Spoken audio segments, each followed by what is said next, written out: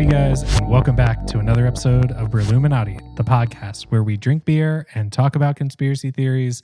My name is John. This is Jake. And welcome back. So, as always, we start by talking about beer. So, let's do that. Jake, what beer are you drinking? I am drinking a very good Reapers Creepers Juicy India Pale Ale by DSSOLVR. Ooh. I have never had DSSOLVR before. I have. They're good. Yeah, they're out of Asheville, and one of the only breweries I haven't been to in Asheville. I actually didn't know they were in Asheville. I didn't either. I feel like somebody did tell me recently the guy who started DSSOLVR came over from another brewery. Like he was at Green Man or Wicked Weed or something like that. And he left them. I think he was at the Funkatorium. Oh, and he left the Funkatorium to go start DSSOLVR. Yeah. So the this Reapers Creepers Juicy India Pale Ale IPA comes in at a amazing 6.66 ABV, which is pretty fitting for the can, which has a Grim Reaper across the front. It is a collaboration with the Abomination Brewing Company, which I haven't had anything by them either. I feel like I have to have. Like that sounds like one I would be into. Their logo's familiar, but I can't think of it. It reminds me of a pedal company that's here in Raleigh called Abominable Pedals. Oh, yeah. Yeah, and I've never met the dude who owns it, but I've talked to him a whole bunch of time, and he makes all these like really cool guitar pedals that he That's awesome. wires himself and solders and everything, and they're dope. Like they have all this like really crazy like doomy looking art on them, cool. And he gets them he gets the art like commissioned from these like really cool like doom artists, and they screen print them like by hand and stuff. Yeah, they're awesome. That's awesome. So it says, I mean, this can definitely, if you come across it, it's worth looking at because of the Grim Reaper on the front.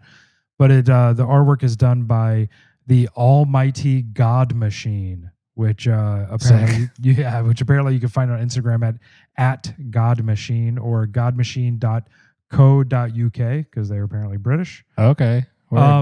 Yeah, but I mean that's a ton about that can. But the actual beer is a very thick, juicy IPA. It is 100%. You cannot see through this, not at all, remotely. It doesn't even look like orange juice either. It almost looks like mango juice. It does, yeah. It's so thick. It's basically a millimeter away from having pulp in it. You know, so it's but it's delicious. It's got a very citrusy bite on it. The back end is not very hoppy at all for 6.66, but very, very drinkable.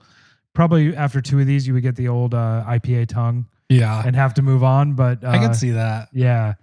But I'm looking at the can right now, and I'm like, that looks like some burial artwork. Like not quite burial, but it definitely has that like. Some of the older burial stuff was like when it was like the black and white and like thin pin early day artwork. Yeah, it looks a lot like that. This looks like a wood etching from the Renaissance, like something that would go along with your Edgar Allan Poe shirt. It looks like a litho. Right. Oh yeah, I am wearing this really cool Edgar Allan Poe shirt. This is a Black Craft Cult shirt. Oh, is it really? Oh, yeah. Awesome. So it's just a black shirt. It has Edgar Allan Poe's face, just like neck to. It's kind of Misfits, like the Misfits logo thing, but it's Poe instead. Yeah. I like it. But on the back, it has it has one of his like really famous lines. It's like I can't remember. It's like the dream within a dream line. Yeah, but it's written like if you're at an eye doctor. Yeah. Yeah. I like it. It's like, man, I wish I knew the line right now. I can't see the back of my shirt, but it's like. You might have to get up and turn around. Yeah. It's like all that you can see or seem is but a dream within a dream or something. That one, it looks like that, but it looks like if you were at the eye doctor where it just has the A at the top and then all the other lines. It'd be cool if it got blurrier the further it went down. Oh, that would be cool. Unfortunately, it doesn't do that. All right. And what are you drinking? And I see a warning symbol on yours with an exclamation point from here. So that says store cold and drink immediately. Okay, so it's like a kombucha. You'll die if it gets warm. I guess. So no, so it's a Gose, so it's a sour. And it's called Gose the Gozarian. Amazing. And what's funny about this is it has like this like like if you ordered something for the Ghostbusters from Wish. From Wish? Yeah. That's what yeah. it has, like if you had the Ghostbusters logo, right. but you ordered Ghostbusters stuff from Wish. If you can wait 15 days for your 15 to Ghostbusters 45 days. apparel, Yeah. this is what you're going to get. Yeah, the Ghostbusters symbol that's on the top of this thing looks like that. But yeah, so the name of it Gose the Gozarian. It's like a play off of the Ghostbusters, from Ghostbusters 2, the Vigo the Carpathian kind of thing. Yeah. But it's a sour ale. It's brewed by New Sarum Brewing Company from Salisbury, North Carolina. So this is another local one. And it's weird. So it's Ghostbusters themed because the beer is green as shit. Like it looks exactly like Ecto Cooler. It really does. Yeah. And the reason for that is because, so from the description, it says brewed with sea salt, like all sour ales, coriander, high C punch. So it actually has like high C punch mix in it. Ecto Cooler. Yeah. Ecto Cooler. And then it has chlorophyll, the shit that makes like leaves. The power plant of all leaves and plants. Yeah. Yep. And then pineapple juice, orange peel, lemon peel, and grapefruit peel. Okay. Just peels and chlorophyll. You're going to turn into Swamp Thing over there. And high C. Yeah. Yeah. It's Swamp Drink. I mean, it looks like a blend of Ecto Cooler and, oh God, what was that soda that was Surge? Oh yeah, Surge. Did you ever drink that? No, but I've seen it, and I was glad I never. Oh man, I loved Surge. Really? Yeah. So I was in too scary for me. Well, I was in like middle school when that came out, and that stuff came out like right before the whole like Jolt Cola, and energy drinks and all that stuff. Yep. And all the like North Raleigh moms are like getting all up in arms because they're like, this stuff has so much caffeine in it. Our kids are gonna die. And it did, and some did. And it did, yeah. And some kid definitely like overdosed on it or whatever. But so their whole thing is that stuff was green and all that too. Yeah. And this stuff just looks a lot like that, but like way darker. But yeah, so it's got an amazing griffin on the front, like an Egyptian griffin. And is it gold or green? I'm very It's colorblind. green. Okay. It looks like those giant, like I don't remember there being like a griffin or anything in Ghostbusters, so I'm not sure what this is supposed to be. The dogs, the hell dogs. But they were like hellhounds. They weren't the hellhounds. They weren't griffins though, which is definitely what this is because it has like the lion bottom with the bird head and the wings and all that. Yeah, it's definitely Egyptian, like hieroglyphics kind of look. Yeah, it reminds me of that part at the end of the what's that movie called? The Never-Ending Story. Okay. Where he's like where he has to like walk through this thing,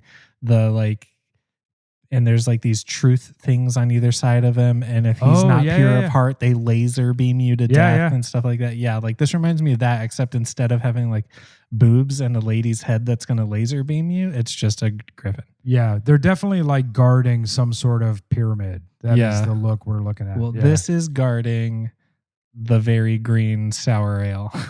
And for a sour, it's coming in pretty heavy, right? So it's an 11 IBU, so super low. Yeah. I don't know what SRM is, but it says it's a 6, and then it says it's green, which it is. And then the ABV is 8, which is pretty high. That's a lot. I feel like sours are like 5 to 6. I remember we went somewhere with my wife and I grabbed her a cider and it was like 11%. And what?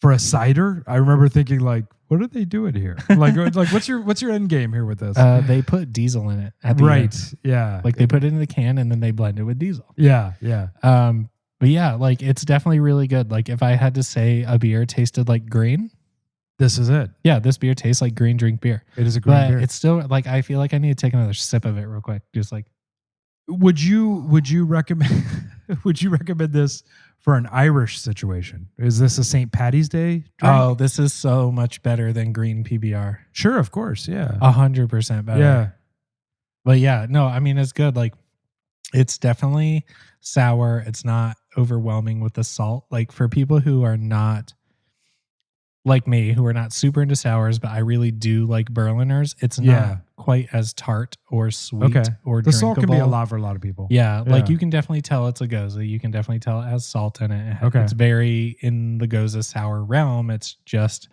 probably somewhere more in the middle of like a Gose and a Berliner. Because it's not tart and it's not sweet, but it's also not ultra sour or ultra salty. But it still has high C in it. And it still actually has flavor. That's good. Which is the thing that usually throws me off about Goses. Like that one we drank the other week where it was like the iced tea tasted like bad tea. This actually does taste like beer. Yeah. And I mean, it actually looks like a beer compared to the one we were drinking, which was, it looked like tea left on a counter. Yeah. And yeah, I mean, it's slightly salty, has that little bit of Gose thing going on. There's no sweet. It's definitely kind of tart. You definitely need to drink it when it's cold as shit.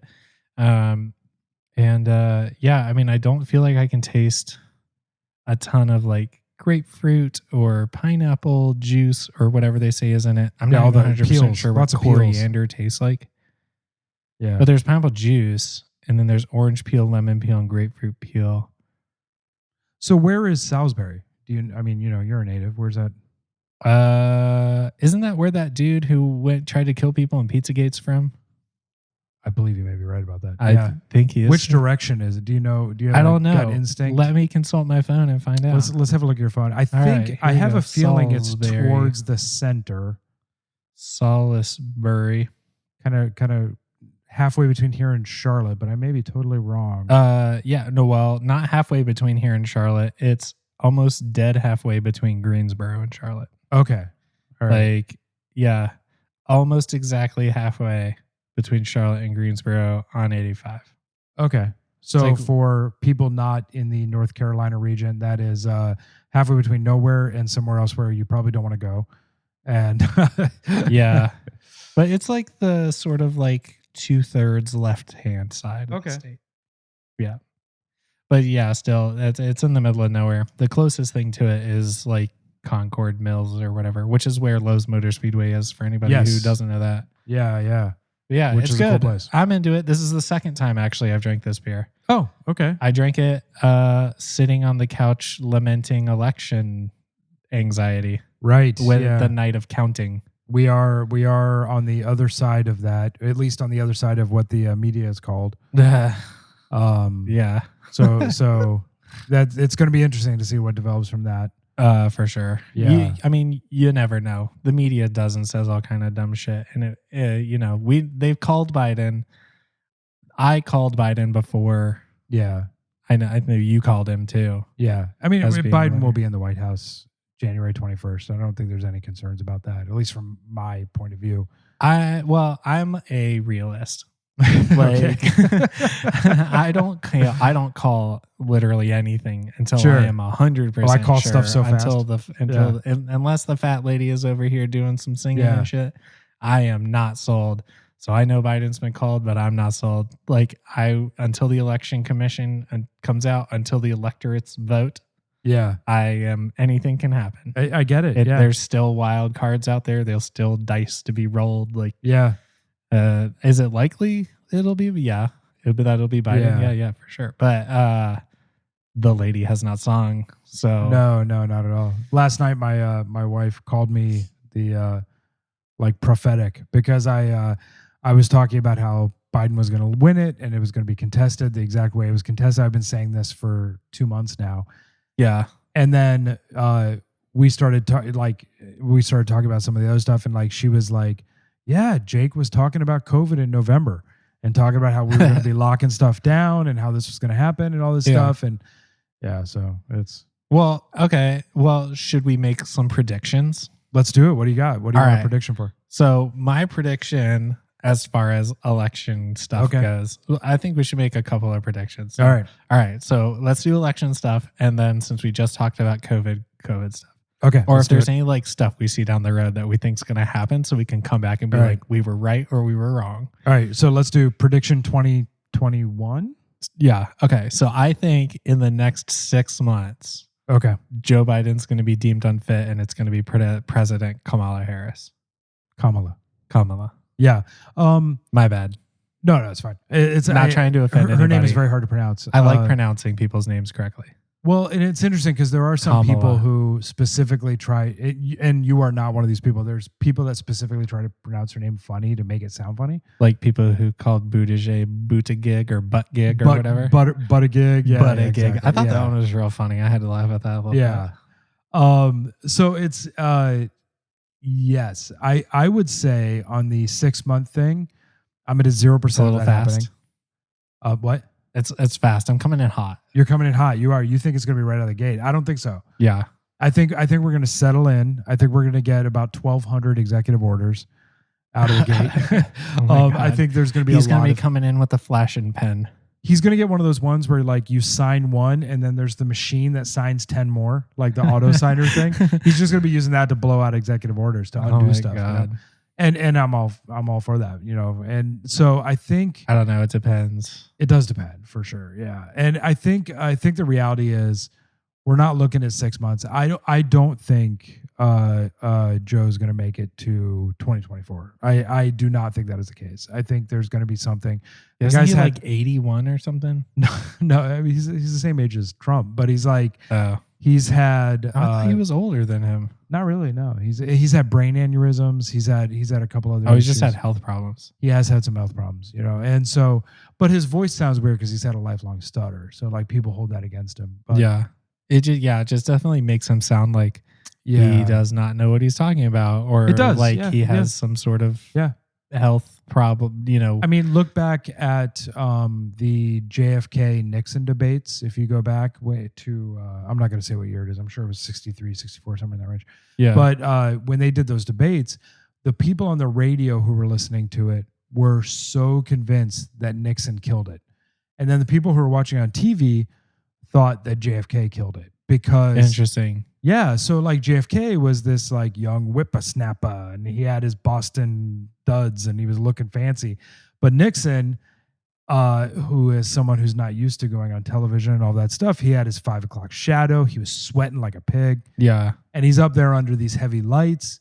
You know, JFK is like in a different place and he's got the lights. This was a virtual debate. It was like thousands of miles away from each other. Oh, wow. Okay. And so JFK had to set up a little bit different, knew what was going on. He was very savvy about the media at that time, you know, for the early 60s. Okay. And people swore, like, you know, depending on how you listened, that's who won, you know? So it was kind of interesting. And now we have, depending on which media outlet you watch, that's who won. Sure. Yeah. I mean, and that's our new reality is that we cozy down into our little echo chambers. Social media, anybody? Right. And I mean, like, you can set up your, and I was talking to my mother-in-law about this, is that she has her social media set up that she does not see any opposing views, period. I know so many people. It's pretty much who are that same way, yeah. Everybody. And you know what? And I don't blame people that do that because, like, you want to be in your little comfy zone, and that's fine. But, like, I can't do that myself. Like, like my Twitter feed, 50% of my Twitter feed are like QAnon people, like far right people.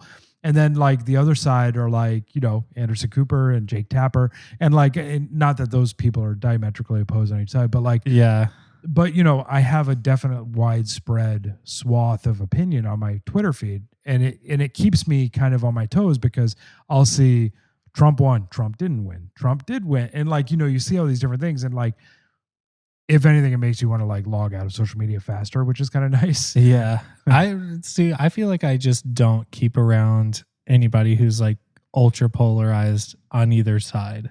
You know what I mean? Yeah. Like I'm fairly in the middle. I feel like I'm fairly moderate. Yeah. And I'm definitely one of those people who's willing to like have an intelligent conversation. And if you can show me the data, provide me a good argument, I'll flip. You know, I will. And that's the kind of thing we need more people to be able to do, but at this point people are just not willing to do that on both sides. They're willing to go, you know, Joe Biden's a talking head skin bad who's going to be dead in the next 6 months. Like there's a 0% chance I'm voting for socialism, or they're going to be like orange man bad, blah.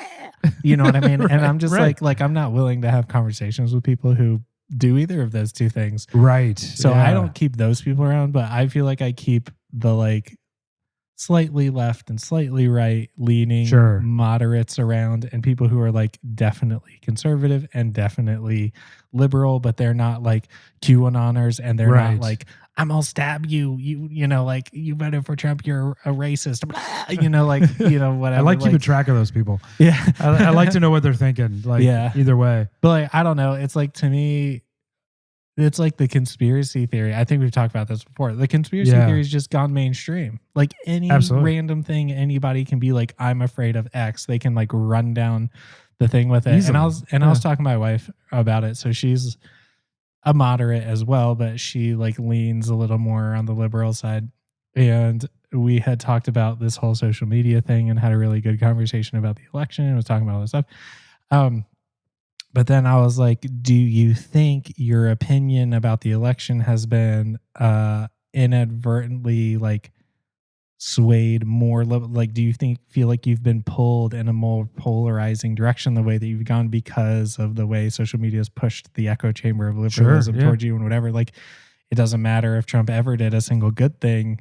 You can't see that because the 4-year run of Democrat hate train towards conservative has basically done what it was intended to do. You know what I mean? Right. But anyway, that's getting kind of off the topic. No, I see what you're saying though. But yeah. But anyway, yeah. So back to predictions. Yeah. But yeah, my prediction within 6. 6 to a year. Let's say 6 to a year. 6 to a year. Okay. 6 to a year. Joe Biden's gone. Kamala Harris is president. Okay. I'm going to say it's closer to year 3.5. Okay. Like, I mean, even Biden himself has said he's not a 2-term president. Like, he's come out and said that. So it's not surprising. So he's here to sign executive orders, throw Band-Aids. He was here to throw Trump out. I mean, and that was about it. And people are okay with that, you know? Yeah. And it's, you know, I think that it's definitely going to be around year 3 or something.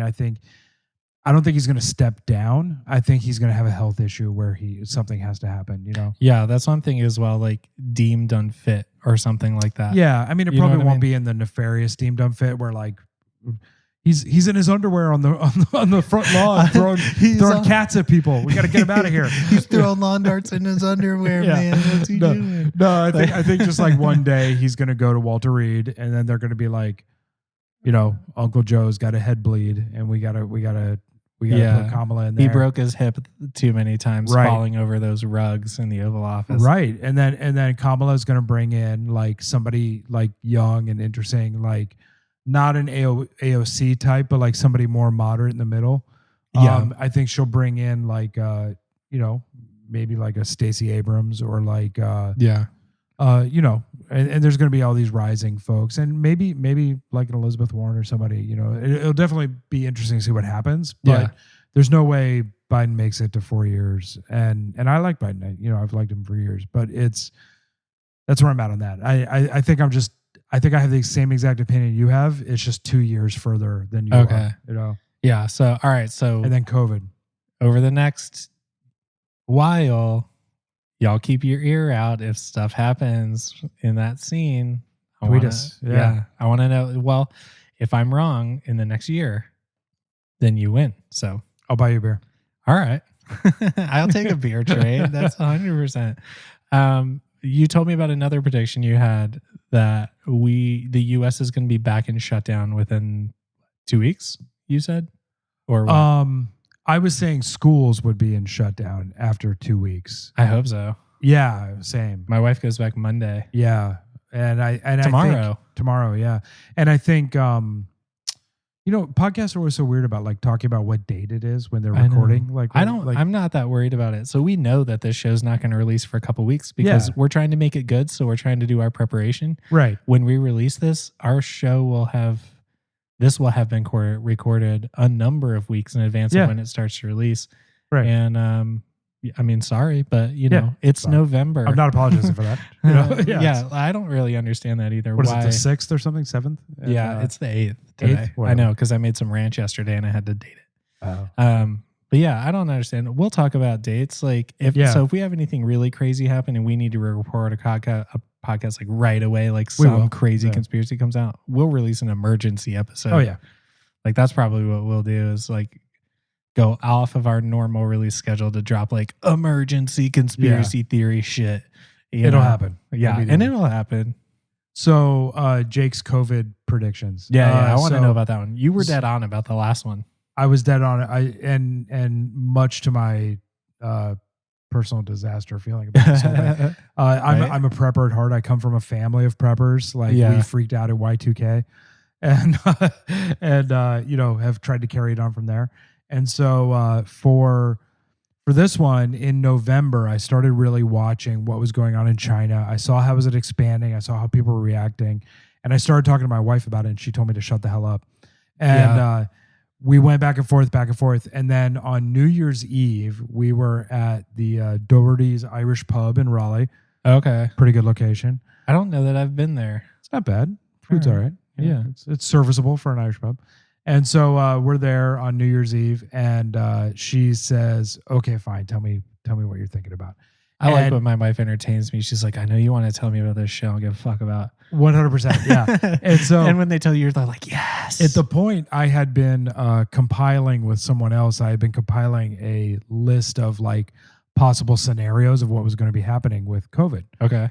And one of the things we were looking at were infection rates and death rates. And we had a list. It was in a Google Doc of like where the deaths were going to happen. Yeah. And I showed it to her, and it freaked her out. And like it was a very aggressive prediction. It was probably 50% above normal of what actually happened. Okay. You're coming in hot. Yeah, it was. It was coming in hot. I was expecting the people to be twice as stupid as they actually have been. Exactly. Which is totally, Well, and so this was New Year's Eve, and I showed her this, and she was like, okay, you're freaking me out. Let's stop talking about it. Yeah. And then for the next couple of weeks, it started coming on the news a little bit and all that stuff. And she's like, okay, let's go ahead and show me what you're thinking about. And then January faded into February, and nothing emerged. And she was kind of like ignoring me at that point. Yeah. And I had backed off a lot. You freaked me out over nothing. Right, exactly. What are you doing to me? Yeah, exactly. Yeah. And then it started building back up a little bit. And she asked me what my thoughts, again, she came back to me and was asking what my thoughts were. And I was like, I think we need to prepare. We need to buy a bunch of food. We need to do this. Yeah. We talked about this in episode 0 a little bit. Yeah, exactly. Yeah. So I was like, we need to prepare. And I went to the store, bought everything. And then like a week later, I didn't buy shit. This hit me like a ton of bricks. They were like COVID. I was like, what?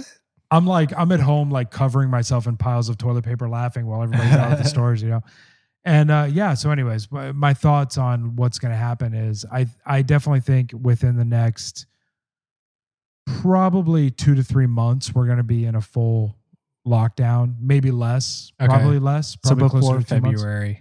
Yeah, absolutely. Before the end of the year, probably. Okay. And I forget it's November. It feels like early October because it's hot out, but like, it's oddly like 75 degrees. It's warm. It's a little warm out. Yeah. And so, my thought is after Christmas sometime, like I think they're going to let everybody go, have Christmas, have Thanksgiving. And then after that, it's going to get shut down. I mean, because France locked down 100%, Spain locked down 100%. The UK is locking back down.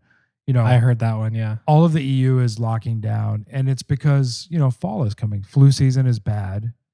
It's not as bad of a flu season we thought it would be. You can predict how bad a flu season would be by looking at what's happening in Australia previously to when it comes here. Okay. So that's interesting.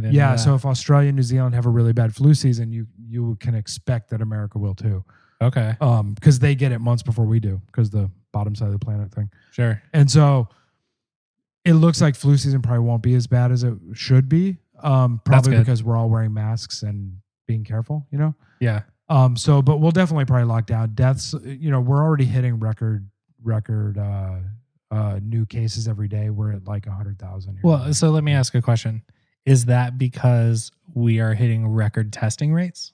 No, testing has actually gone down. So if you look at the amount of testing in bulk, it's actually dropping. So people are testing a little bit less than they were before. One of the reasons why people aren't dying as much, which that's, if you're going to have a talking point, the talking point should be people are dying less, is because we're getting better at treating it. So when we were in March, people go to a hospital, they're just like, F it, we don't know what to do with this guy. He's coughing up his own lungs and he's just going to die. Now They have like medication they can give the guy. They treat him for different kinds of like pneumonia. They have all these like protocols that are in place where they can help treat people for COVID. Okay. And it's saving people's lives. You know, people. I mean, look at They're just getting better at treating it. Exactly. Look at Trump. You know, like Trump is an old obese man. Like by all accounts, he should have died by getting it. You know? And he went to the hospital. He got $3.4 million worth of medical care, and he pulled through, and he's fine. You know, so right. I, on the other hand, do not have $3.4 million. So it could be a little rough. Yeah. It's gonna be tough for me. Yeah. So wear a mask. Wear a mask, kids. Wash your hands. Hand sanitizer. Yeah, exactly. And so the average person is getting much better care now than they were in March. Yeah. Just because of us learning. So that's interesting, because I know like one of the arguments that people have had against COVID and all that stuff is that, of course, America is showing higher infection rates against other countries because we're testing on a higher percentage per capita. Yeah, it's just not the case. Like we're not testing as aggressively as some other countries are. We've reduced testing a lot in some other places. I know it's like voluntary here. Yeah, I mean, like in other countries, like there's a lot of testing where if you're going to do this, you have to get a test. If you're going to do that, you have to get a test. And here, like I haven't been tested yet. So I've gotten one test, and I don't leave my house though. Right. I mean, I don't either. But like we were going to see my sister-in-law, and so we had to get a test just to be around her. Like I'm getting my very first test next week. Oh, for like work or something, or no? It's for Thanksgiving. Oh, okay. Like go to see family or Okay. Yeah. So, because my wife's going back to school. Right. Well, the next weekend deer season opens. Was she tested? Was she tested for school? No. Oh, they're just like, whatever, come on down. No. 100% chance.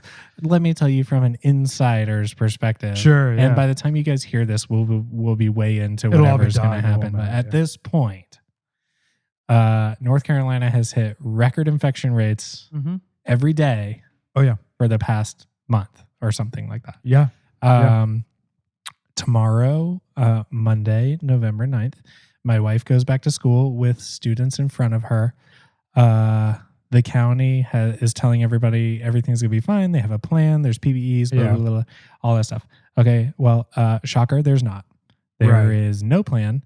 My wife and I are financially responsible for essentially all PPEs for her and her classroom. There are no desk shields. If we want those, I have to pay for them. Right. And probably have to go and set them up in the desks. Yeah. We have to, I would have to go install them. I have to buy masks. I have to buy hand sanitizer. I have to buy gloves. I'm paying for everything. Yeah. There's essentially no plan. If my wife gets sick and is mandated to quarantine, that comes out of her paid leave until her paid leave runs out. And then she goes on unpaid leave. Yeah. Awesome. And basically every single day since the elementary schools opened up 2 weeks ago, they've had, I haven't heard the last statistic, but there's been a bunch of cases. As of the middle of last week, it was like 20 something cases across 15 elementary schools. They're holding those cases until election day passes. That's all it was. Yeah. And so now, she's freaking out. Their hope was that little kids wouldn't catch it as fast. Yeah. Well, I'm not worried about. Well, I mean, they've showed there's like essentially a 0% chance that if a kid gets it, anything bad will happen. But I mean, I'm worried about my wife. I'm worried about myself. I'm worried about spreading it to my parents who are older. Yeah. Spreading it to my wife's parents who are older. Spreading it to her grandparents who one of them only has one lung, is very sickly. The other one's very sickly. You know what I mean? So it's like that's what we're worried about. So, and this whole schedule of them reopening is completely stupid to me. And here's why. We open this week. So North Carolina, like many other states, is doing, just as a pause, we got way off topic. We have a whole other conspiracy theory to talk about after we get through this too. So we're going to come back to it. Get ready. But yeah, what's ridiculous about it to me is, so they open school November 9th. This entire week, the A group is in. So North Carolina had a thing where you can opt to do virtual academy. And in that case, you never come in school. That's 60% of students. Right. The remaining 40% gets split into 3 groups, A, B, and C. Each of those groups is on a week, being in school, and off 2 weeks, being out of school. Which is crazy because you're forcing kids to go to a classroom and then quarantine for 2 weeks. Yep. but you're not calling it quarantine. You're just sending them home to their parents. Right. So this is not mitigating anything that is causing parents issues with working from home because they're not all in school. Because kids catch it and spread it just as easily as anybody else. Because they're not quarantining when they get home. Right. They go out of school and they hang out with their friends and they do what they do. Right. They do what kids do. They play outside. They wrestle. I went to Goodberry's the other night. And there was like 100 high school kids there. Yeah. Like just 100%. Hanging out. My neighbors over here have 3 college age kids, and all 3 of them are constantly having people over, hanging out in the backyard, wrestling with each other, whatever. Doing their thing. So sharing fluids. Yeah. Probably. That's what I did. So there's the 3 groups, A, B, and C. So this first week, A will be on. And they'll be in for 4 days because Wednesday is Veterans Day, so they'll be off. So they're in Monday, Tuesday, off Thursday, Friday. Right. And then week 2, B group is on. And then week 3 is the week of Thanksgiving. It's a lot of math. And it is mandated virtual. So A group is on 4 days. Next week, B group is on 5 days. Next week, mandated virtual because it's Thanksgiving. And then the third week, the rotation starts over. So 2 weeks before Thanksgiving, 6 days after the election, we're going back to school so that there can be a total of 5, 6, 7, 8, 9 in school days. Right. For no reason. And there's no PPs, and there's no plan, and there's no nothing. Yeah. I'm mad. I mean, as it should be. It's so ridiculous. I would put money down saying that there won't be a return to normal after Thanksgiving. I think it'll be wrapped up by then. Like people will be back home. I mean, I know a guy who just started like back to full virtual. Yeah. I mean, I know a guy who just started a job in Charlotte and they were like, hey, we're going to get everybody out here by December. And then out to Charlotte. Yeah. Into their new big office that they're building. Okay. Yeah. And then now they're like, maybe we're actually talking about November 2021. Like they just went from like this December to November 2021, you know? Yeah. Yeah. Like my office where I live, my office I would work out of if I was in person at work, is like almost dead on exactly 2 miles from my house. Yeah. Like I've ridden my bike there. Yeah. And you'll never see that place again. Probably not. Yeah. Like there's a 0% chance I'm ever going to be there again, probably. Like one of the ways you could tell is look at when your lease runs out. And if your lease for your office runs out in the next like 6 months or so, you're not going to see an office again. So what's funny is we used to have the 3rd floor of this building. We had the entire floor, and there was like there's like a kegerator and ping pong tables and pool tables and like hanging swings outside and all this cool shit. Yeah. Because I work for a sales company and we're basically all alcoholics, and all we want to do is like have fun. So that's what we would do while we were there. But then they decided to move offices, and so within the same building they moved to the 2nd floor. And they started that whole process like right before COVID, and then they ended it as in completed it right as shutdown was happening. And so nobody has seen the new office. It's just sitting there completed and empty this entire time. Yeah. It's just so silly. Yeah. And so then they're new there, so it's probably a 1-year lease. So like it's a company. It's like a 5-year lease. Oh, it'll probably be like 5 or 7. Yeah. So I don't know. They'll hold on to it, but like I know a lot of companies that like their leases are ending in the next like 6 to 8 months. And they're just like not virtual. Renewing. Like Twitter is like there's no more. Nobody in Twitter has to go to an office anymore. Like it's just done. Yeah. Like all Twitter. So. Yeah. I mean, it makes sense. Like there's definitely perks to working from home. Yeah. I mean, I was working from home before all this, so it was nice. Same. Yeah. So do we want to jump into the actual? Yeah. I mean, so now that our Fancy Pants listeners have listened to 40 minutes of us talk about beer and COVID and predictions and stuff, I mean, I don't hate it. Like, let's keep going. So, all right. So that was our show opener. Right. Quick intro. Right. Quick intro. So, okay. So the real purpose of today's episode is to talk about Lyme disease and weaponized ticks. Yes. So let's talk about that, which I know some about Lyme disease and ticks, but I do not know anything about the weaponizing part. Right. So, okay. So we're going to walk through this. So, all right. I'll start with some stuff and then we'll get back and forth. So the actual, like the mainstream origin story of Lyme disease is that the United States Back in the 1960s, this mysterious ailment afflicted a group of people in and around Lyme, Connecticut. Lyme disease.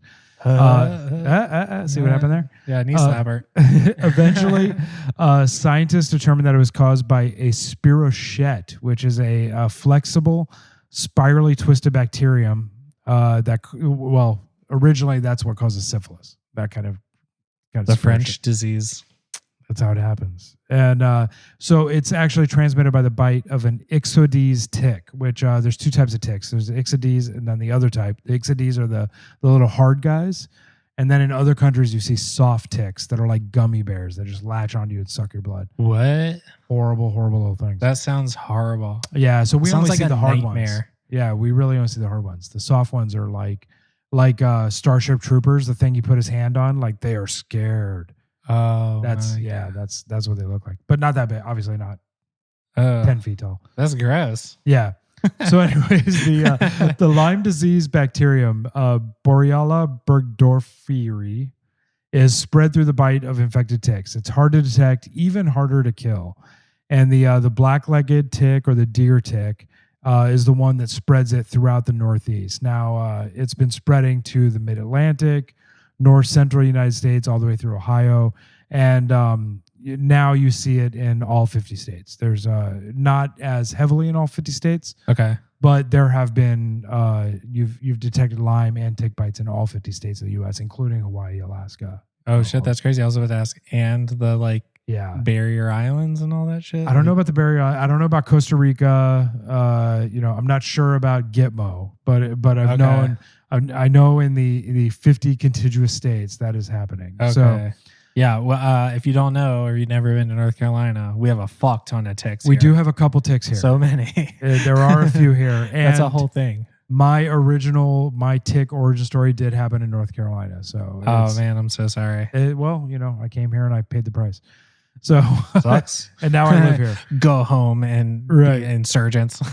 I'm just kidding. Yeah. So the ticks that actually cause problems typically are the size of poppy seeds. So that's the ones most common poppy seeds. I know our rule of thumb always has been like if you see a big one, just like get in there deep and yank them out. Yeah. But if you see a little one, like you might be in trouble. We're going to touch on this. So one of the interesting things is like ticks have to be on you for a little while for there to be any real damage. So, yeah. Well, I know. And a good thing too, as our other rule of thumb was like, if we got back in the house and we would always search each other. Sure. Like that was our rule. Like if we you were kids, it happens. You're playing we'd check each other's hair.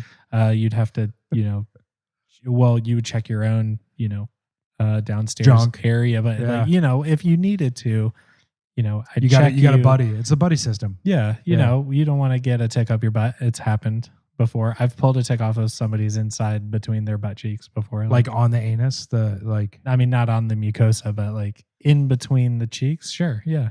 In between. That's like, rough. I mean, I had a buddy I used to work with, and I'll tell a story about this once we get into like more of our tick we're going to come back to that. Okay. Yeah. We'll circle back around. Remind me about the guy with the tick on his balls. Oh, okay. and I've got one too. So it's right now.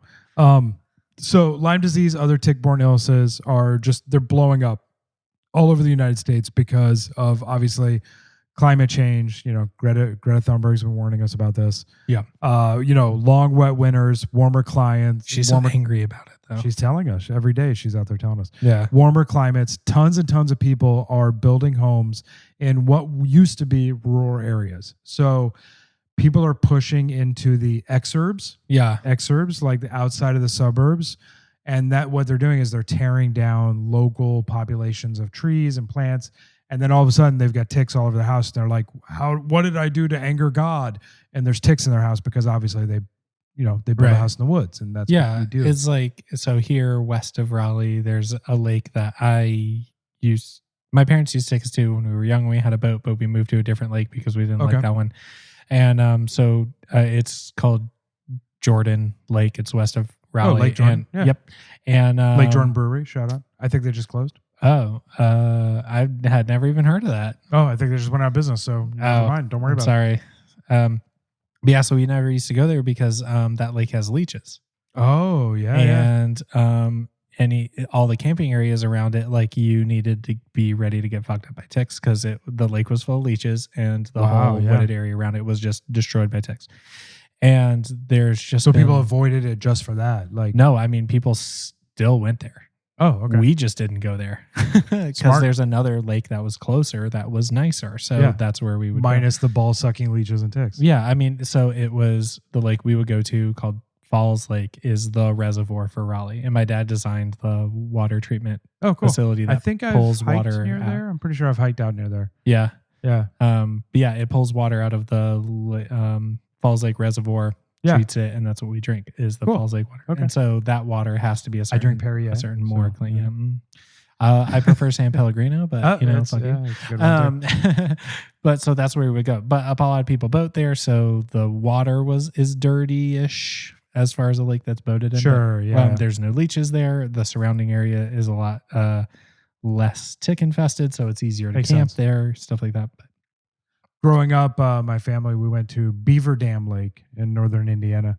Okay, we have one of those here too. Do we? Oh, yeah. Okay. Well, it's not a lake. There's a section of Falls Lake called Beaver Dam. Oh, cool. Okay. So this was a lake. My family had a house there. The house was built out of lava rock, which was pretty cool. Oh, that is black lava rock. A very cool house. I'd love to see what it looks like now. But yeah, we used to go there and like we would trudge out. Where is it? Indiana? Northern Indiana. Yeah. Okay. And I used to pull leeches off me, wading around there. Yeah, it was pretty gross. So gross. They are gross, and they're horrible. Okay. So anyways, every year we're looking at something around 300,000 to 400,000 new cases of Lyme disease every year, which is huge. That's a lot. That is a massive amount. So just for comparison, every year there are about 225,000 cases of lung cancer, and every year 1.5 million Americans are diagnosed with diabetes. So if you just want to like put that in a zone of how many, diabetes half the super number common. Of people with diabetes. Yeah. So and twice the number of people with lung cancer every year get Lyme disease. Pretty much. Yeah. So it's a big number, and Lyme disease is a very scary thing. We'll get into that a little more. Yeah. So like I said before, it's in all 50 states. It's been reported, and 25% of the cases are in children. I think they rank that as 13 and under.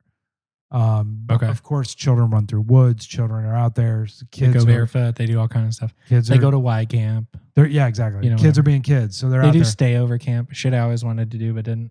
Yeah, well, and the funny thing is they say 25%, but that means 75% are adults. So actually, 3/4 of the people getting it are adults. But adults have more money and better healthcare typically.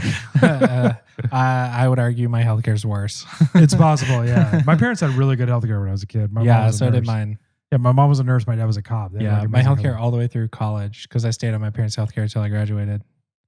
It was good. Yeah. And now I wish it's I had trash. that kind of healthcare. I wish I had the healthcare. Actually, my company's healthcare is pretty good. I'm not going to complain about it. I mean, mine's good. It's just expensive.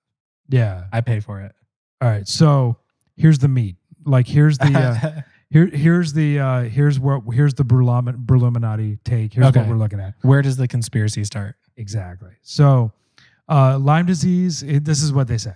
Lyme disease was introduced into the northeastern region of the U.S. by a man-made strain of Borrelia burgdorferi, and we're going to get into burgdorferi. It's a guy's name. It's a scientist. So Borrelia burgdorferi that escaped from a high-containment biological warfare laboratory on Plum Island because cases before the 1960s are almost entirely unheard of, and most of the earliest cases stem from a single area in the United States in the Northeast. Okay. So we think it was definitely... It's like a murder hornet. So it couldn't be like a murder hornets thing, like where it came from another country or something? Right. So, well, I mean, it could possibly, but the quote unquote injection zone of where people started noticing cases. Okay. Our ground zero. Right. Our ground zero is around this area called Plum Island, which is... where is that? So it's near Montauk, New York. Montauk, from the famous like Montauk labs, and this is where conspiracy theorists think like time travel was invented, AIDS was invented there. Like all these people think all this stuff was invented there, and it's this crazy high end like military island where they do all these experimentations and do all this stuff. They develop like biological warfare. Basement of Guantanamo Mark II. Sort of, yeah. Okay. So this is where they develop their biological weapons. And this is the theory. This is the thought. Okay. And so in the early days, when they in the 60s and 70s, Lyme disease was just starting to get noticed by people in this area. Okay. So from basically Lyme, Connecticut, down to Montauk, New York, there was a thing called Montauk knee, which people thought that like their knees your knee? started, their knees started hurting. Okay. And so one of the things about Lyme disease is you start getting a lot of joint pain. So these people that lived in the area were having issues with their joints, and they were like, "Oh, I have Montauk knee," and they like didn't know why it was developing there. Well, Okay. ticks are biting them. So the question is that the original spread point? Is that where it came from? Is this where it started? And where it spread from, and was it man-made? Is this an accident or is it on purpose? Well, I mean, from what you've told me so far, that's 100% ground zero, and I absolutely believe it was. You're man-made. sold. I'm sold. I don't have to go any further. I'm into it. Fair. Okay. It was designed as a weapon and got released by accident, basically the same as COVID. So yeah, I mean, perfect. We're gonna get it. Into just that. Came out of Montauk Lab or wherever, Plum Island Lab, instead of wherever the Chinese released it from. Yeah, on purpose accident. And I mean, it wouldn't be unusual for like what the and this is the thing we're going to talk about soon. Okay. The U.S. government has not been shy about like testing stuff on its own citizens. That's like it's and that's not a question. That's proven. Like the U.S. government has admitted that they've been testing things on their citizens. Yeah. I mean, all the way back to the early 1900s. Yeah. I mean, there are in the last number of years they tested drones on us, and people didn't know. Yeah. Yeah. And they did it in Baltimore. So I'm going to go into like the early versions of that. Okay. So first question, what are your experiences with ticks? Like what have you... My experiences? Yeah, okay. Your personal experience. Okay, so I was like a super outdoorsy kid. Same. But those people who always say like, I don't know why, but mosquitoes are always attracted to me. Yeah. Or they'd be like, have you eaten bananas today? Oh. Are do you eat a lot of bananas? Attracted to, or are mosquitoes are attracted to you because you ate bananas today or anything like that? Have you ever heard any of that kind of stuff? No, but it makes sense. Potassium makes sense. Sure. Okay. Well, I am the complete opposite. I am like the mosquitoes hate you. I am the tick denier. Okay. Mosquitoes loving me. I am the mosquitoes love you, ticks hate you. Yeah, I am the antithesis of the tick magnet. What's your blood type? Do you know that? O negative. O negative. I'm O positive. Yeah. Okay. Yeah. Side note on that, I actually keep a running list of people I meet who are O negative. So in case I'm ever in an emergency or they're in an emergency, they need blood. Yeah. They've basically committed to show up to do a transfusion. I'm O positive, so I don't care. Yeah. It's anybody. I could just hit anybody over the head with a brick and they give me blood. So I'm good. Wait, no, that's not O positive. Nope. That's AB positive. AB positive. Yeah. I'm O positive. Yeah. You can only receive O negative and O positive. Oh, I gotta redo my murder list. Yeah. And I'm O negative, so I can only receive O negative. Okay. So that's why I keep a list of O negs. Okay. Smart. Yeah. And I have a jacket inside that has an O neg. My wife has it on her keychain. What she is. She's B something. Yeah, I keep my blood card in my wallet. Smart. But yeah, no, for some reason ticks they don't want to fuck with me. Like in my entire lifetime, I can probably count on my hands and toes the number of times I've had to actually pull an embedded tick off me.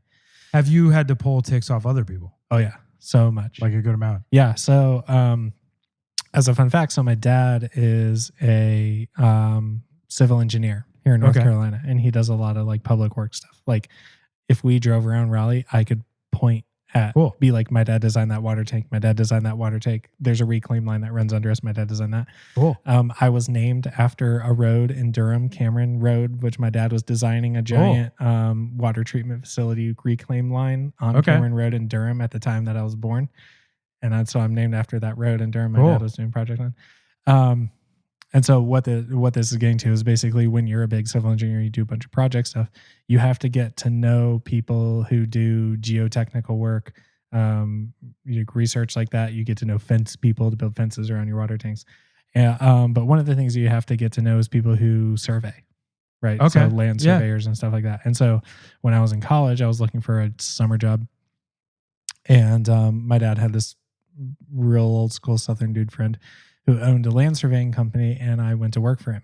And so Cool. I basically cut line and land surveyed That's every awesome. summer in college, and I made really good Around money. Raleigh? Yeah. All the way from like east of Raleigh, all the way past Chapel Hill. Cool. There's this giant reclaim line that they put in that comes from the southern part of the Neuse River all the way back through eastern Wake County, all the way up through NC State's campus. That's a giant reclaim water line. I surveyed that entire water line. That's cool. Yeah. Like I had to like what a cool way to like I know see places. I know. And surveying's really interesting. It's an interesting thing. Like if you don't know anything about it, it's really cool. And there's all this tech that goes into it now. Yeah. Like GIS stuff. Yeah. Cool. But there's these really cool surveying robots called Trimbles. Okay. And they're like $30,000-$40,000 a piece. Cool. And it basically is a way to replace a 2-man surveying crew because the Trimble machine tracks you. Oh. It has like you have this little stick, and on the top it's this little crystal, and the laser tracks where the crystal moves. So you move around, and the Trimble automatically moves around and follows you. Yeah, it's like the Eye of Sauron, just like watches you. Yeah, and you have this little computer that you tell it as you're taking shots, which basically what land surveying is. Is this on the ground or is it up in the air? So the Trimble sits up in the air. Okay. And essentially what you do with land surveying is you go find these Corps of Engineer little things on the ground. Yeah. And they have designated GPS points associated with them. These were things that were put in the ground like 100 years ago or something. No, Corps of Engineers puts them in all the time. Oh, okay. They're one of those things in our infrastructure that if you never needed to look for one, you didn't know what they were, you'd never know what they are. But there are these things that that surveyors know where they are, and they use them, and Corps of Engineers knows where they are and use them. And they can go out and find them. And then basically there's one everywhere. Like no matter where you are, somewhere within a football field of two of you, probably there is a Corps of Engineers GPS location spot. Scary but cool. Yeah. Yeah. And basically you can go find it, and it's this little round, like 2 or 3 inch brass medallion that just gets embedded into the ground. Okay. And I've seen some of those hiking around and stuff. Yeah. And they're embedded in the ground in a way that they'll never move elevation up and down. Like they compact the ground under them, they put them in concrete vaults, and then they put this little thing on top of them. And you shoot it, and then you shoot another point, and you shoot another point, and you keep moving your way along. And as you're shooting the points, the computer tracks the elevation change between and direction change between where the point was and where your next shot is. Okay. And basically you start by doing this. You shoot one point, you shoot another point, you create a triangularization, and it tells you what your elevation is and your location on the planet.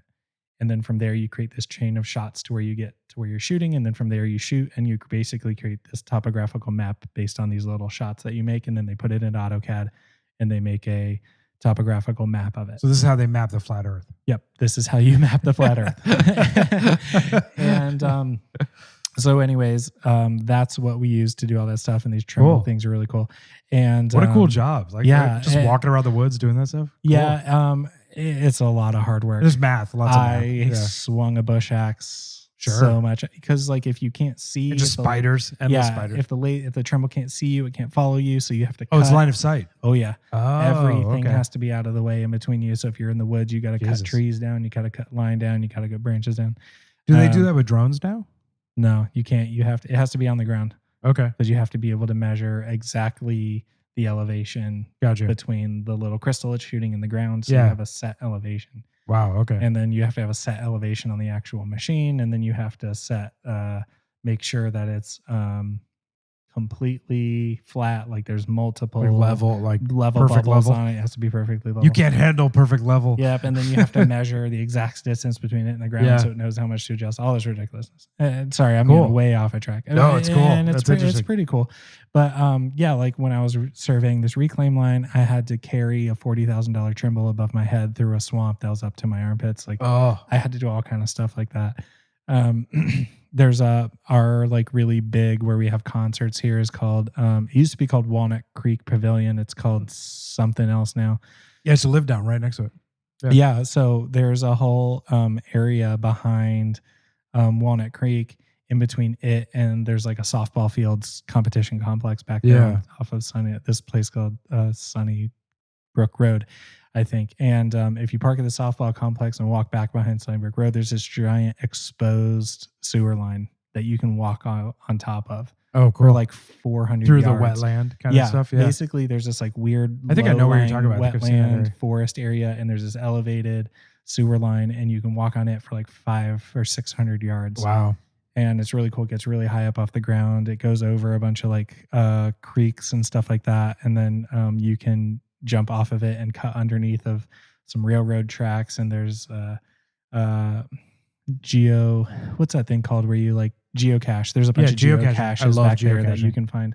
And there's all these railroad tracks we had to go along, like all this stuff like that. Anyways, what I'm getting to is when you are surveying, you end up being in the woods a lot. Yeah. And anyways, had a tick on anyways, yeah. Anyways, in all the 3 or 4 summers that I did that, I pulled 2 ticks off me. Wow. Okay. The whole time. Yeah. And I had not a buddy. I wouldn't call him a friend. He was actually kind of one of the worst human beings but just a garbage person. Yeah, this dude was not a good dude. And but there would be a lot of times that we would get back to the office, or if you even want to call it that, from a day of surveying. Home base. And yeah. I mean, this dude was covered in ticks. And I would like, take all my shit off, and I'd be like, nope, all good. So you're immune? I don't know. I don't know if maybe I was just like better at applying that the stuff. Bug spray. Yeah. Because not DDT, DEET. Yeah. We're supposed to get them, and lavender, and there's a couple.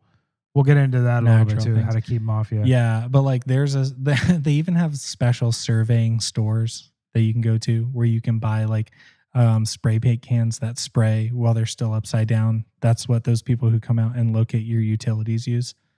Oh yeah. I know what you're talking about. Yeah, so there's like special cans of spray paint that spray when they're upside down. They have like tape. They have bush axe heads, like stuff you use to sharpen bush axes. And then endless amounts of that spray. Yeah, like and then they have, like a giant rack full of. Yeah. There's this. I don't even know what it's called now, but it's a outdoor bug spray. That can is camo. Okay. And I think that's early DEET, like when they like some of the earlier stuff. Yeah. They still. What color pants did you wear? Dark blue.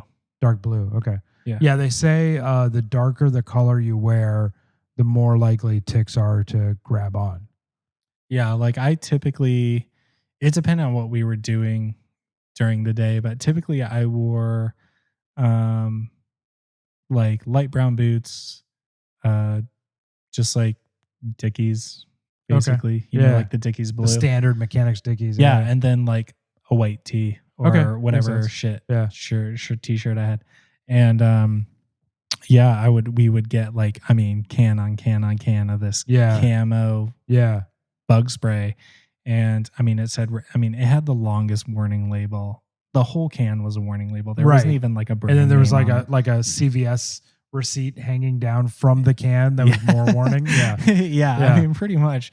But this shit, it had all these warning labels on it. It was like, do not put it on your skin. Do not spray more than this amount on you at one time. Do not breathe it in. They're like, just don't even open the can. Like, you'll die. But like I would have to spray that stuff around my boots, and then I'd have to spray it on the outside of my pants. Then I'd spray it around my knees. Then I'd spray it around my waist. Yeah. And that was basically it. And that would keep them off me, because ticks don't normally get on you above. No, because that's a big myth. They don't drop from there. Like people say they drop from trees. No, you pick them up. No, because people find them in their hair and they think they drop from the trees. But like when you find because a branch hit you on the head. Well, actually, more likely, ticks crawl very fast when they're motivated. They move quick. Yeah, and so if they're on your outside of your clothes, they'll move up to your hairline very fast. It's not a slow thing. Yeah, and you won't feel them. No, not at all. And you don't feel their bite either. It's not painful. Yeah, like the only time I ever knew I even had a tick is basically like sometime. Our rule of thumb was essentially if you got woken up in the middle of the night because some place on you was itching, you had a tick on you somewhere, and so you needed to get up. Yeah. And so that's essentially the only times I ever found ticks on me. They were either not attached, still crawling on my clothes, still crawling on me and not attached. Or the times I did find one and they were attached, I did check myself. Yeah. I didn't find any. So you're a native North Carolinian, so you started early on this stuff. So like I grew up in the swamp in South Florida, and like ticks weren't a thing down there. It's like no, you just have alligators or whatever, which are fine. Off. Like I would rather deal with an alligator than a tick all day. Like they're easy. Skunk ape to come tear your arms off. I would rather deal with skunk ape than a tick. So like for me, I grew up in South Florida, like never even like we had mosquitoes and that was it. You know, you deal with mosquitoes. Yeah. I mean, malaria, which is worse. Right. You know, I think Nile virus was a big thing. Yeah. And so we would deal with that stuff. And then, when I was a teenager in Lele, I raced mountain bikes a lot. And we used to come up. A lot of the races were around Asheville up to West Virginia. Okay. And so I would go up with a bunch of guys and we would like go up, we would race, and then we would camp out overnight and then drive back. Okay. And so I would camp out, between West Virginia, like Boone, North Carolina, like, that area. Okay. And so we would camp out. And like, I remember this particular occasion that I'm talking about. We were up there. It was, May or something. It was beautiful out. Great day. Like something happened and our tent stakes went missing. We basically didn't have a way to like put our tents up properly. That sucks. Yeah. So we all just kind of like, we put it on tarps and we slept on our sleeping bags on the tarps. Yeah. Mistake number one, so it's. I mean, ticks are so small though. Yeah. Like even if you did have a tent, sure, it may reduce your chance of getting a tick on you. Sure. But you can still get a tick inside Absolutely. a tent. Yeah. Yeah. I mean, my preferred sleeping method is in a hammock. Yeah. When I camp. Because that's a whole barrier of entry for the ticks. Yeah. They can still crawl down the, of course. The ropes. Yeah. Essentially that I used to hang it, but like they'd have to call up a tree, find my rope, climb down it. Right. Yeah. So I'm camping and like we're laid out in our sleeping bags and like we were drinking pretty heavily and I woke up in the middle of the night to go to the bathroom and got up and I realized I was very itchy and I thought it was just like I'm out in the woods, I'm itchy. Yeah. And I got out, I peed, and I came back, and I realized, like, when I was peeing, I realized, like, I felt something. Yeah. Yeah. And there was, like, a couple of ticks right on the base of the willy wagger down there. Yeah. And I came back, and I started looking, and I got out a flashlight and started checking it out, and I had close to 50 to 100 ticks on me. Like, oh my God. All along the inside of one leg. Like I took my pants down. Yeah. And they were like on the inside of my thigh, all the way down to the inside of my knee, all the way down the back of my knee, in the back of my knee. And then I started realizing they were in the nape of my neck and in my hair. And so it turned into this thing where like I started freaking out and like everybody on camp just basically was like, take ticks off Naked Jake. And holy shit. Yeah. So like we started doing this and like I had a good amount. We ended up so the guy that was there who was like our supposed adult, like took me to a local hospital, which was like a local hospital in the middle of nowhere. Yeah. And so they removed a lot of ticks and put like this green foam on me, like antibacterial foam. Yeah. And then gave me like a very heavy dose of antibacterial treatment. Sure. And I got pretty lucky that I didn't have any sort of like, I never had any kind of like symptoms of like Lyme disease from then on out. Yeah, that's good. I had about 24 of the bullseyes around my body, which were like freaking me out and freaking everybody out because like you hear if you have the bullseye, you definitely have Lyme disease. Like that's the myth, But the reality of that is like only 50% of people actually even ever see a bullseye. And a lot of people that get bullseyes, that's not like a factor. Right. And so, so what's a bullseye? Is that a kind of tick? No. So the bullseye rash. So like when you get a tick bite, you get a circle, like a red circle around the bite. Yeah. And that's the bullseye. So yeah, see, I definitely never got one of those. Right. I'll just pull them out and it'd be like, nothing. So people say like, if you get this bullseye, then you probably have Lyme. Okay. But that's not the case. It's not true. It's a myth. Yeah. Some people get them, some people don't. Does it come from like their spit or something? Yeah, it's just an infection. It's like a basic infection. It's like getting a bruise kind of thing, So anyway, I had all this like overexposure to this and like had this big problem. And like for me, what ended up developing is like I started having horrible stomach problems for like years. Yeah. And I was getting sicker and sicker and couldn't figure out what it was. And the only time I felt better was when I didn't eat meat.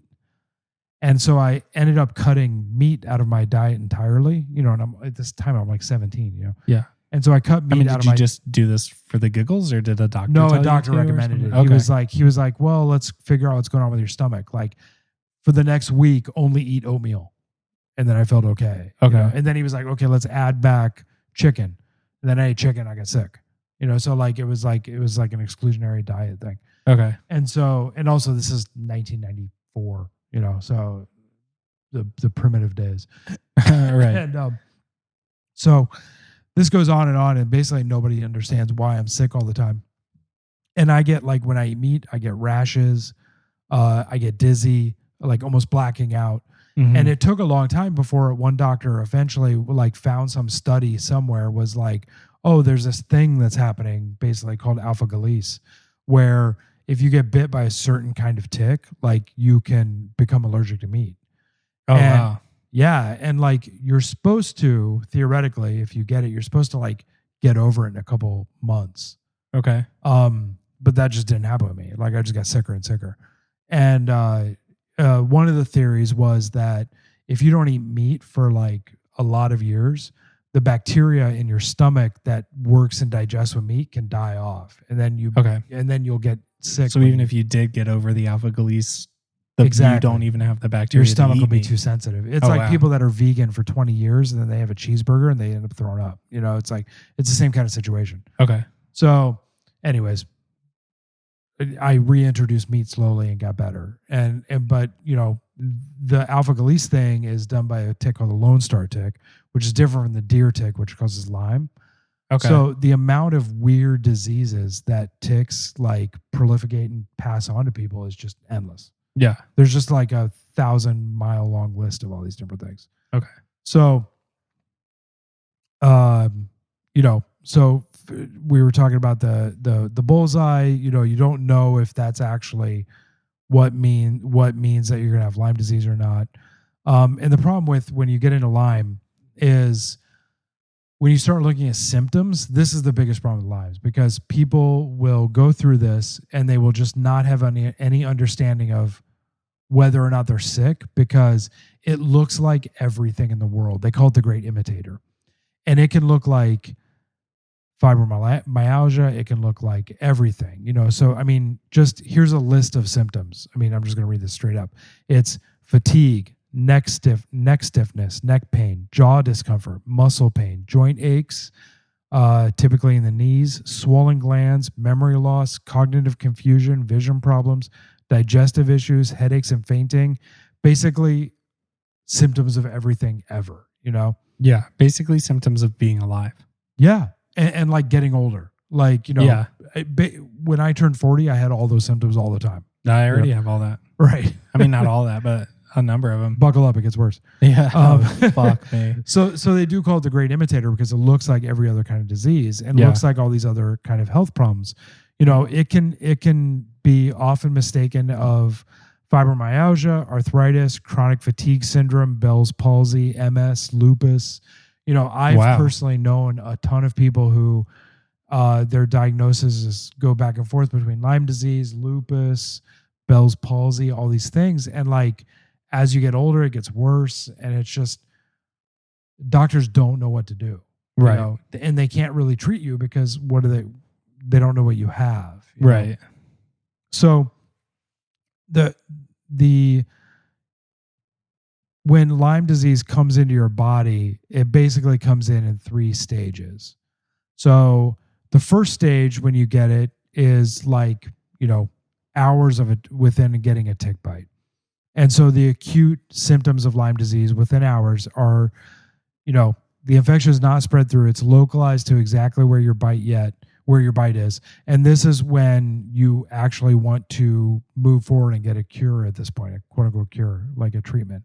And at that point, early diseases, when you find a bite on yourself, the symptoms are skin rash, which may or may not look like a bullseye. It can look like splotches. It can look like anything else. Okay. Flu-like symptoms, chills and fever, fatigue, headache. So basically the flu, Okay. swollen lymph nodes, sore throat. So Okay. if you get bit by a tick and you feel like you have the flu, go to the doctor immediately. They're going to put you on this like wide spectrum of antibiotics, and hopefully that'll catch it. Okay, interesting. Most people do not connect that, and that's about 50% of people. They don't connect it, and they end up moving forward. I'm surprised that 50% of people do connect it. Me too, yeah. So that seems like a lot.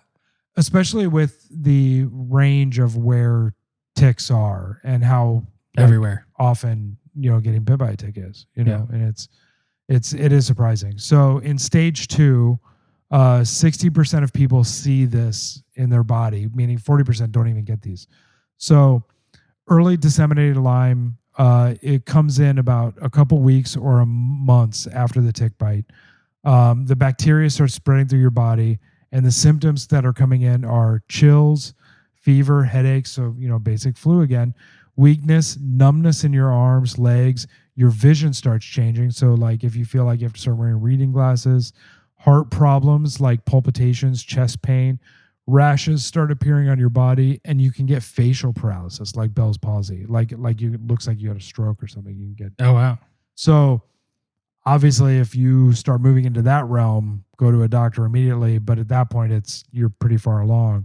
Yeah, I mean, there's like no stopping it then. Well, there is. You can still get pretty heavy treatment, but it won't be as effective. So some people are still treated and do okay. But again, most people they blow through stage 1 and 2 and don't even realize it, and then they move into stage 3, which if it isn't treated in the first 2 stages, Lyme, within weeks, months, or even this can be a decade after the bite happens, the Lyme bacteria has spread throughout your entire body, and you often develop chronic arthritis as well as an increase in neurological and cardiac symptoms. So you can get arthritis in basically all of your joints, and especially around the point of infection, severe headaches and migraines, vertigo, dizziness, migrating pains that come and go in different joints and tendons, stiffness, aching necks, horrible insomnia, heart disturbances, especially in the rhythm, mental fogginess, concentration issues, numbness in the arms, legs, hands, and feet, and then basically huge problems following along in conversations and processing information. So by the time you get to like full stage 3, like you're having problems talking to people, like just carrying a conversation. Oh, wow. Yeah. So it gets pretty severe. Because I'm over here like, shit, I have half of these. Yeah. Like I always feel kind of achy, that is a big thing. And that's why a lot of people won't realize what happened, because it just moves through all 3 stages because your knees always hurt, Yeah. So I mean, I'm sitting here, my back hurts. my back always hurts. Yeah, for real. 99% of the time, every time. Exactly. So basically with ticks, for you to catch the disease, they say that the tick needs to be on you for close to 36 hours, which is a very long time. Yeah. But for something the size of a poppy seed, who knows? Could easily go stay on that long. Yeah. Yeah. Especially in your hair. Yeah. I was going to say in your hair. Yeah. So especially on girls, they have so much hair. Yeah. Yeah. And, especially in the recesses of your body, if you're not used to checking those spots. Or if you don't, trim down there. Right. And, the tick bites they're painless anyways. The signs of discomfort are very minor. The redness and swelling are pretty reduced. And the thing is, like, it's not just Lyme. Like, ticks are implicated in the transmission of a number of infections caused by different pathogens from bacteria, virus, protozoa. And sometimes the tick can harbor more than one type of pathogen, making the diagnosis very difficult. So it could be like 2 or 3. Exactly. And this is the theory of the Russian doll cocktail. So basically you can catch one thing and it comes in with all these other symptoms and all these other disorders. And depending on where you are in the world, ticks can carry 3, 4, 5 different diseases. Oh, wow. Yeah. So ticks are horrible. We should probably just eliminate them all off the planet. Yeah. I mean, we should just burn down all forests Tickville. everywhere. Yeah. So it's just napalm the whole anywhere where there's trees. Right. Cut them down. Just pave everything. Yeah, nobody go there. So it comes down to like how we know you catch it from the bites. We know that's where it comes from. So how do ticks travel? That's another question. Yeah. So they can't fly, they can't jump, they're not dropping off of trees. But when I started digging into this, the coolest thing I found out, cool for a horrible little monster that gives you diseases. Yeah. Ticks do a thing called questing. Questing. Yeah. So it's like Dungeons and Dragons. They do side quests? Yeah. They have NPCs tell them to like go over here, get 100%. Pick up some stuff. So these little bastards crawl up onto like trees and like grasses and stuff. And they sit there and they reach their hands out. And they just sit there with their hands, hold it out until you walk by. And then they grab you with their hands. Wee. Yeah, exactly. They're just riding you. Exactly. So these little jerks are constantly doing this. So like if you go on and you search like tick questing on Google, there's questing. There's an endless amount of photos of these ticks looking like they're at a Britney Spears concert with their hands up in the air, like waiting, hanging out. And that's what they do. They just do that. And the ticks can live for like 2 years without a host. So they can just chill on this branch with their hands out for 2 years waiting for you to walk by. What? Yeah, 2 years. And then all of a sudden you walk by and they're like, Papa's here. Let's bite his neck. Quest completed. Exactly. And so 99% of the time, especially the Lyme carrying ticks, are chewing up deer, and so a single deer can host as many as 1,000 ticks. So one of the interesting things is I am canceling deer hunting next week. Right. So every deer hunting season, they do this thing in different parts of the country where you go out, you get in your blind, you shoot a deer, you throw it in your truck, and then you're driving down the road and you get stopped by a guy and he's like, hey, I want to do a measurement of how many ticks are on your deer that you just shot that's on the hood of your truck. Yeah. And so he measures a square foot and he's like, okay, you have 50 ticks on this 1 square foot of your deer. And you don't care because you're going to go to the butcher. Butcher's going to skin it. He's going to throw the skin into a garbage bag and throw it away. The meat's going to be processed. Right. And the meat's fine. Like 1 million ticks can eat up the deer and the meat's going to be okay. Right. So then what happens is this dude measures, he's got 50 ticks in this 1 square foot. And then you keep driving down the road and then you get stopped again like a couple miles later. And this guy's like, hey, I'm going to take another measurement. He looks at your square foot and there's only 1 tick there. So where do these ticks go? What? Yeah. So the ticks are dropping off as you're driving down the road. And these ticks are like little ball bearings. They just fly off the side of the road. They hit the ground, they walk away, and they go away. Yeah. So that's how one of the ways they spread so far is because people are shooting deer in one part of the county, driving 100 miles to their house, and then dropping 500 ticks along this whole path. So that's one of the ways they transmit. All right. So use your local processor. Yeah, exactly. Don't drive them home or process on site. Burn with fire. Yeah. They say actually not to do that if they're on you. Yeah, you're actually not supposed to use the fire because when you apply the fire, it makes them salivate. And so if they're salivating, they can push the pathogens into your system faster. So don't burn with fire. Grab them with the little tweezers. They make those special tick tweezers. You can get it like Dick's Sporting Goods. Yeah. Give them a yank with those things. And even if the head's in your body, it's okay. Your body will push it out eventually. It's not the end of the world. But so the 3 best ways to prevent them, use a chemical repellent like DEET, permethrin, or picardian, which is probably what you were using. Yeah, I think we use DEET. I think picardian is like a natural. Yeah, I think it's whatever. My wife went to Belize a year or 2 ago, and it's got like lavender in or something. Yeah, she used that. Yeah, Picardian. Yeah, that's what we used for her. Yeah, it worked good. So then the other is wear light color clothing and give your pant legs a quick tuck, not a tick. I don't want a tick.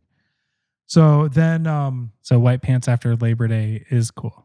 Yeah, I mean, if you're out there in those woods and you're near where the ticks are, I would rock white pants all around the clock. You can definitely see the ticks easy on him. Yeah. So, and then now we're getting into back to the meat. Is it on purpose or is it on accident? So, is there evidence for or against either one? Well, so there's some. So, the real question is, did the military, weaponize these ticks, and did they escape, or were they testing Lyme disease as a bioweapon? Because there are some biological weapons that mimic this like Russian doll cocktail syndrome where you get multiple diseases.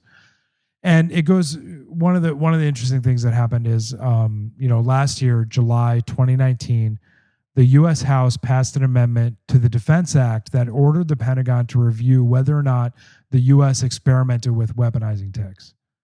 So, oh shit, a dude in the House came up. This dude, Chris Smith, came up, and he was just like, "Listen, we got to look into this. People are getting Lyme disease. It's a real problem," and it passed. Like people were like, "Yes, check this out."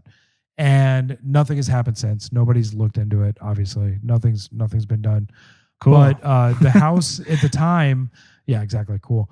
The House ordered the Pentagon and the Department of Defense to review if the military weaponized ticks between 1950 and 1975, and they want to know what happened, what was the scope of it, and if any experimental ticks escaped the laboratory. So, if they weaponized ticks after 1970 something. 75. They wouldn't have to say that. Right. They were like, no, it was the 80s. We were all just wearing Oakleys and doing our thing. Yeah. So anyways, so Chris Smith, a Republican from New Jersey, he's been in the House. He was in the House for 40 years before he did this last year. 40? 40 years. 40 Term limits, kids. We should probably look into those. Yeah, we definitely need those. So he is the co-chair of the Lyme Disease House Working Group, which is a group in the House of Representatives that basically has been looking into Lyme disease for years because, we have these working groups that look into everything. Every single disease you can think of, they're looking at it. And because since the 70s, Lyme disease has just exploded. And we went from basically no cases to no 400,000 cases. Right, exactly. So that's one of my questions is like, what has this always been happening and now all of a sudden we know about it? Right. Or were there really no cases? Exactly. And then all of a sudden, I don't know. I'm believing there was that it didn't. I don't know. It's a solid question. It's a very good question. I want to, the logical part of me is like, it definitely was already there and we just didn't know about it. Yeah. And that happens all the time. Well, the other part of me is like, it's also totally possible it was not there. And it we came have, out of nowhere. As a country, we've experimented with these things before. So, yeah. Okay. I mean, we've done all kind of fucked up shit. Like, seriously. And I'm sure there's stuff of my nightmares that I haven't even thought of yet. Stuff we haven't even learned about. That is horrible. It's happening now or whatever. Yeah, exactly. So, Chris Smith, the House member, the Republican from New Jersey, he basically threw down the gauntlet and demanded to know how tick-borne diseases can affect military readiness. People in the military getting Lymes, because 400,000 people a year, a bunch of those are going to have to be in the military, just statistically. Sure. He wanted to know how that was affecting it and how it was affecting the population in general, just period. And so what Smith did was he kind of came down to the floor of the House and he had a copy of a book in his hand called Bitten, The Secret History of Lyme Disease and Biological Weapons, which was published right before he did all this in 2019. Authored by a Stanford University scientist and Lyme sufferer named Chris Newby. It features interviews with a deceased Swiss-born scientist named Willy Bergdorfer, which you may remember the name of the bacteria was Bergdorferi. Yeah. So named after this dude. Okay. The man credited with discovering the bacterial pathogen that caused Lyme disease, who once worked for the Department of Defense as a bioweapon specialist. Oh, awesome.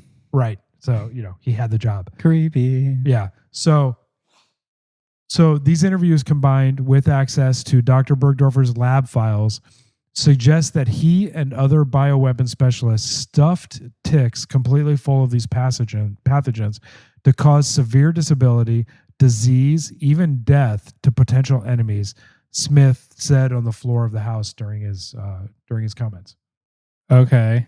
Wow. All right. Yeah. So I guess my question really is, if these ticks got released on purpose or by accident, has the effect that we've seen of Lyme disease on people really been worthy of bioweapon level?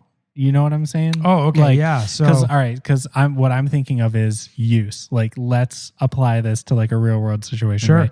I am a GI in wherever, and I have the tick grenade or whatever it is. I got to pull a pin and I got to throw it at the enemy, and so they get ticks splashed all over them. They're like, ticks flying through. We got a million ticks coming out of this tick They're grenade. all over my balls. They're flying through. They fly all over them or whatever, and they get all in them and they bite them. And what? And what? Do they stop shooting at you? Yeah. They're not dead. Right. It's 10 years from now, they have a really bad backache. Right. Their knees hurt. Yeah. They've got I'm just wondering the effectiveness. Yeah. You know what I'm saying? Yeah. And that's a solid question.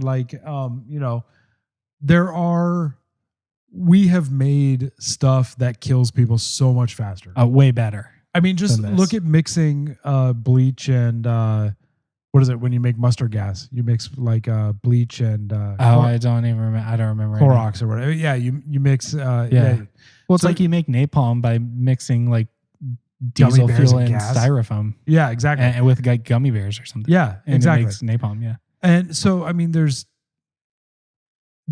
those are just the things that we're joking about right now. Yeah. Those kill people so much better. So good. They do a great job. They're going to be huge. You know what's even better than them? Bullets. Bullets do straight up just bullets. I mean, there's so much research on shit nuclear bombs, trajectory and sure, all kinds of shit Moabs. There are so many things that you can kill people with. Yeah, so cluster bombs. I'm thinking of the scene from Iron Man 1 where he just turns around. It's Robert Downey Jr. arms up in the air, the cluster bomb's going off behind him, then the wind swooshes back him. That shit's real. Oh yeah, we have that crap. Yeah, those exist. That's not a joke. No, 100%, and that shit's awesome. Yeah, exactly. It's there was a video I saw recently. I don't know if you guys know this, but what are they called? White phosphorus thermite bombs. Oh yeah, they're outlawed in war, as they should be. Yeah, because they're horrible. They're horrifying. They're horrifying. And there's some video I saw recently coming across social media trying to say that somebody somewhere, I don't want to say where because I don't want it to be wrong, but I think it was Somalia or the Middle East or something somewhere, that they were accusing somebody of dropping carpet thermite across some other country or something like that. So it was basically you see this video and I mean, it's imagine fireworks, but in reverse. Yeah. They're coming down. Yeah. And it's just this rain of white light. Right. And you know what I mean? And they're saying throwing bugs on people. Yeah. And I'm that shit kills people. Awesome. That's why it's, you can't, you don't use that shit. I mean, it's it seems like something simple. Like you said, bullets kill people great, but it's outlawed in war is hollow points. Right. You have to use ball rounds. Yeah. So it's which is crazy to me. Yeah. That, you know what I mean? They're I'm going to shoot a piece of metal at you, but it can't be a piece of metal that kills you too good. Right. We don't want it to expand. We don't want it to kill you too well, just less well. Right. But then we have, stuff like that where it's white phosphorus is outlawed and all this kind of stuff. So it's my question is, why bugs? Right. And even if it was bugs, why wouldn't it be a giant praying mantis that's going around clipping people's heads off and shit? You know what I mean? Yeah, and that's a great question. Stormship troopers type shit. My comeback would be, what if it's not an active war zone and you just want to demoralize or create a situation where you want the populace to be sick and you do that? Then I feel like they would again use something more virulent. Right, but you don't want to just kill the entire population. You just want them like sickly. I don't know. Well, I get that. I mean, so that's hard in modern times too now, because if you think about the amount of global travel, like we've been talking about with COVID, like, can you really put smallpox all over blankets and give it to your enemies? Like, and can the you even smallpox do that now? Or that's like a good question. Smallpox explodes into another global pandemic, right? So, I guess the question here is like, how infectious can it be? Right. Without you risking it coming home. But in this case, if they release Lyme disease, it has now over 50, 60, 70 years. Yeah. If it was released in the 50s, it's 70 years now. Essentially decimated as far as Lyme disease is decimating, but decimates our country with 400,000 people a year getting it. And like, as somebody who has does not have Lyme disease as far as I know, but does have a lot of like back and spine problems and muscle pain problems and stuff like that. Yeah. Like, if I had that list of stuff above and beyond what I have now, what I already have now is horrible, but that would just be so bad. It would be extremely demoralizing. Absolutely. Yeah. But if you were going to demoralize a whole population and give them an illness that messed them up, would you need something with a higher infection rate? Not even an infection better rate. Delivery Would you system? just want them to have wonky knees, or would you want them to be throwing up blood? Would you want them to have constant diarrhea? What would you want them to have? And I feel like the whole it's arthritis on steroids is not a good enough thing to give the rest of the world. Yeah. Not good enough, and there would be no reason for us to throw such a low grade thing at people. Right. What I mean? And then so the other question is, in the past 50 years, ticks have moved into areas of the country they've never lived in before. So ticks are moving into colder and colder climates. And the question is, well, they're evolving and we're not. Right. Are they evolving? Is the country getting warmer, or were ticks engineered to be more hardy in warm climates? I don't know. Well, that's hard too, because do they have migration patterns? How long does it take for them to move a mile on their own? Ticks don't travel far. They can travel fast on you, but they can't travel fast on the ground. It's the grabbing onto deers, driving down the highway, that's moving them around. Right. They're not grabbing onto trucks, but they're traveling pretty far, Yeah. So it's an interesting question. But let's get back to Montauk, New York. Okay. John Quinn, author of a book on the Montauk Project, which the Montauk Project is an idea that basically there was a secret government base in Montauk, New York, that was experimenting with all kinds of stuff, ranging from time travel to mind control, like MK Ultra stuff. All that's real. Project Looking Glass, all these things, that all that stuff originated in Montauk. That's the theory, So, all right. Some of my anyways, favorite shit. Yeah, basically. So this book goes down the entire rabbit hole of UFO technology, HARP, and all that stuff. And then in the middle of this book, which I read this entire book, and the one line that jumped out at me was this. Another example of such clandestine government operations within Suffolk County jurisdiction would be the genetic and biological research and experimentation leading to the development of the AIDS virus, Gulf War syndrome, Lyme disease, biological and chemical weapons at facilities like Cold Spring Harbor Laboratories and Plum Island Animal Disease Research Facility, which are totally restricted, even the airspace above them is. So in this 300-page book, this dude just casually drops one sentence saying Lyme disease was created there. Yeah. And it's not even an afterthought. It's just, he just lists it out. So, by the way, in addition to AIDS and Gulf War syndrome and biological and chemical weapons, AIDS, Lyme disease, no big deal. Yeah, MBD. I'm just going to drop this crusher and act like it's nothing.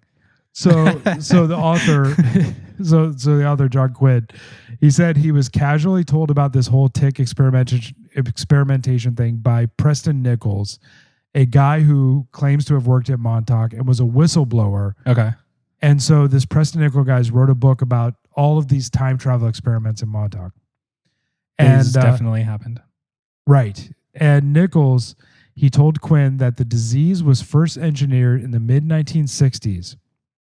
He pretty much gave a date, 64, 65, and was initially released at the Montauk base itself and the surrounding communities in New York. It's notable that in the 1960s, a disorder called Montauk knee was being talked about by fishermen in the area. A decade later, scientists in Lyme, Connecticut, really not that far down the way, started diagnosing children with juvenile rheumatoid arthritis, which eventually was discovered to be and labeled as Lyme disease. So within that area, around the same time that Nicholas and Quinn are saying Lyme disease was genetically manufactured, okay, those are the first known cases of Lyme disease popping up. Okay. So thoughts, questions? I mean, I'm fucking sold. You're sold on it. Okay. Oh, dude, I'm into it. Like, so I don't even need to do this next part. So I've got some follow-up evidence that I'm going to run through. So no, we should definitely keep going. So essentially, why would we suspect the military at Plum Island of experimenting on humans? Well, because why wouldn't they? Why wouldn't they? Yeah. So people like you and I know the military does this kind of thing. The government experiments on people. We know this pretty well. Absolutely. The military and the DoD have never been shy with experimenting on Americans. And I've got a few examples that these are not conspiracy theories. These are absolutely 100% confirmed cases where the government was experimenting on Americans. And again, like unknowingly. Yes, or they abducted people. Citizens of America did not know that these experiments were happening to them. All right, and the government was doing them in a clandestine nature, behind closed doors, doing this. Okay. So I'm going to start with 3 that are kind of okay, and then it's going to get really bad after that. Okay. So the first 3. So back in April through November of 1956, the U.S. Army Chemical Corps conducted hold on. There's a U.S. Army Chemical Corps. Oh yeah. I imagine this being like the dudes with mops who clean up when oil gets knocked over, at the, You would think so. That's not that. No, they're nerds killing people. That's who these guys are. Sick. They're straight up nerds killing people.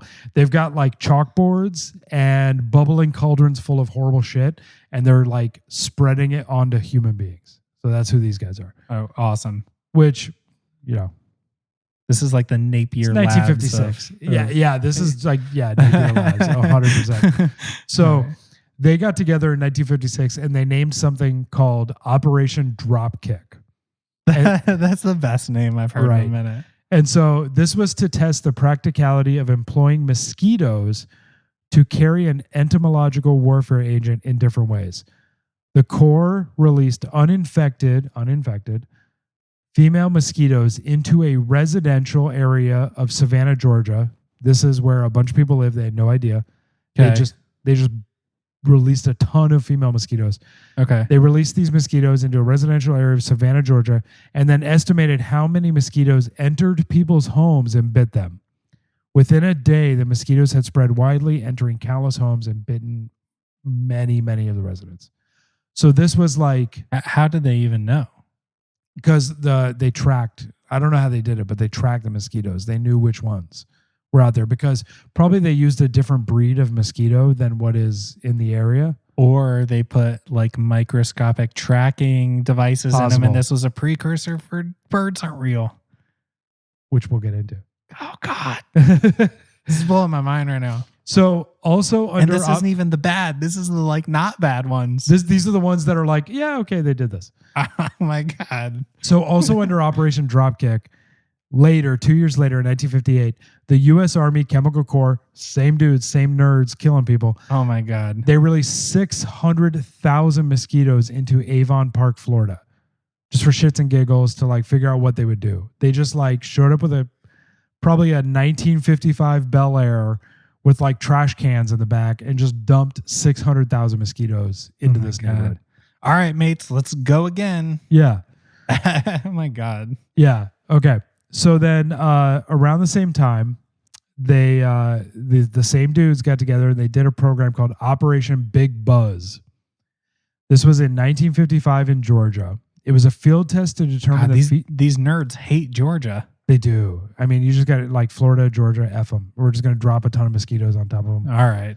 So it was a field test to determine the feasibility of producing, storing, and loading yellow fever carrying mosquitoes into munitions and dispersing them from aircraft. This is the tick grenade.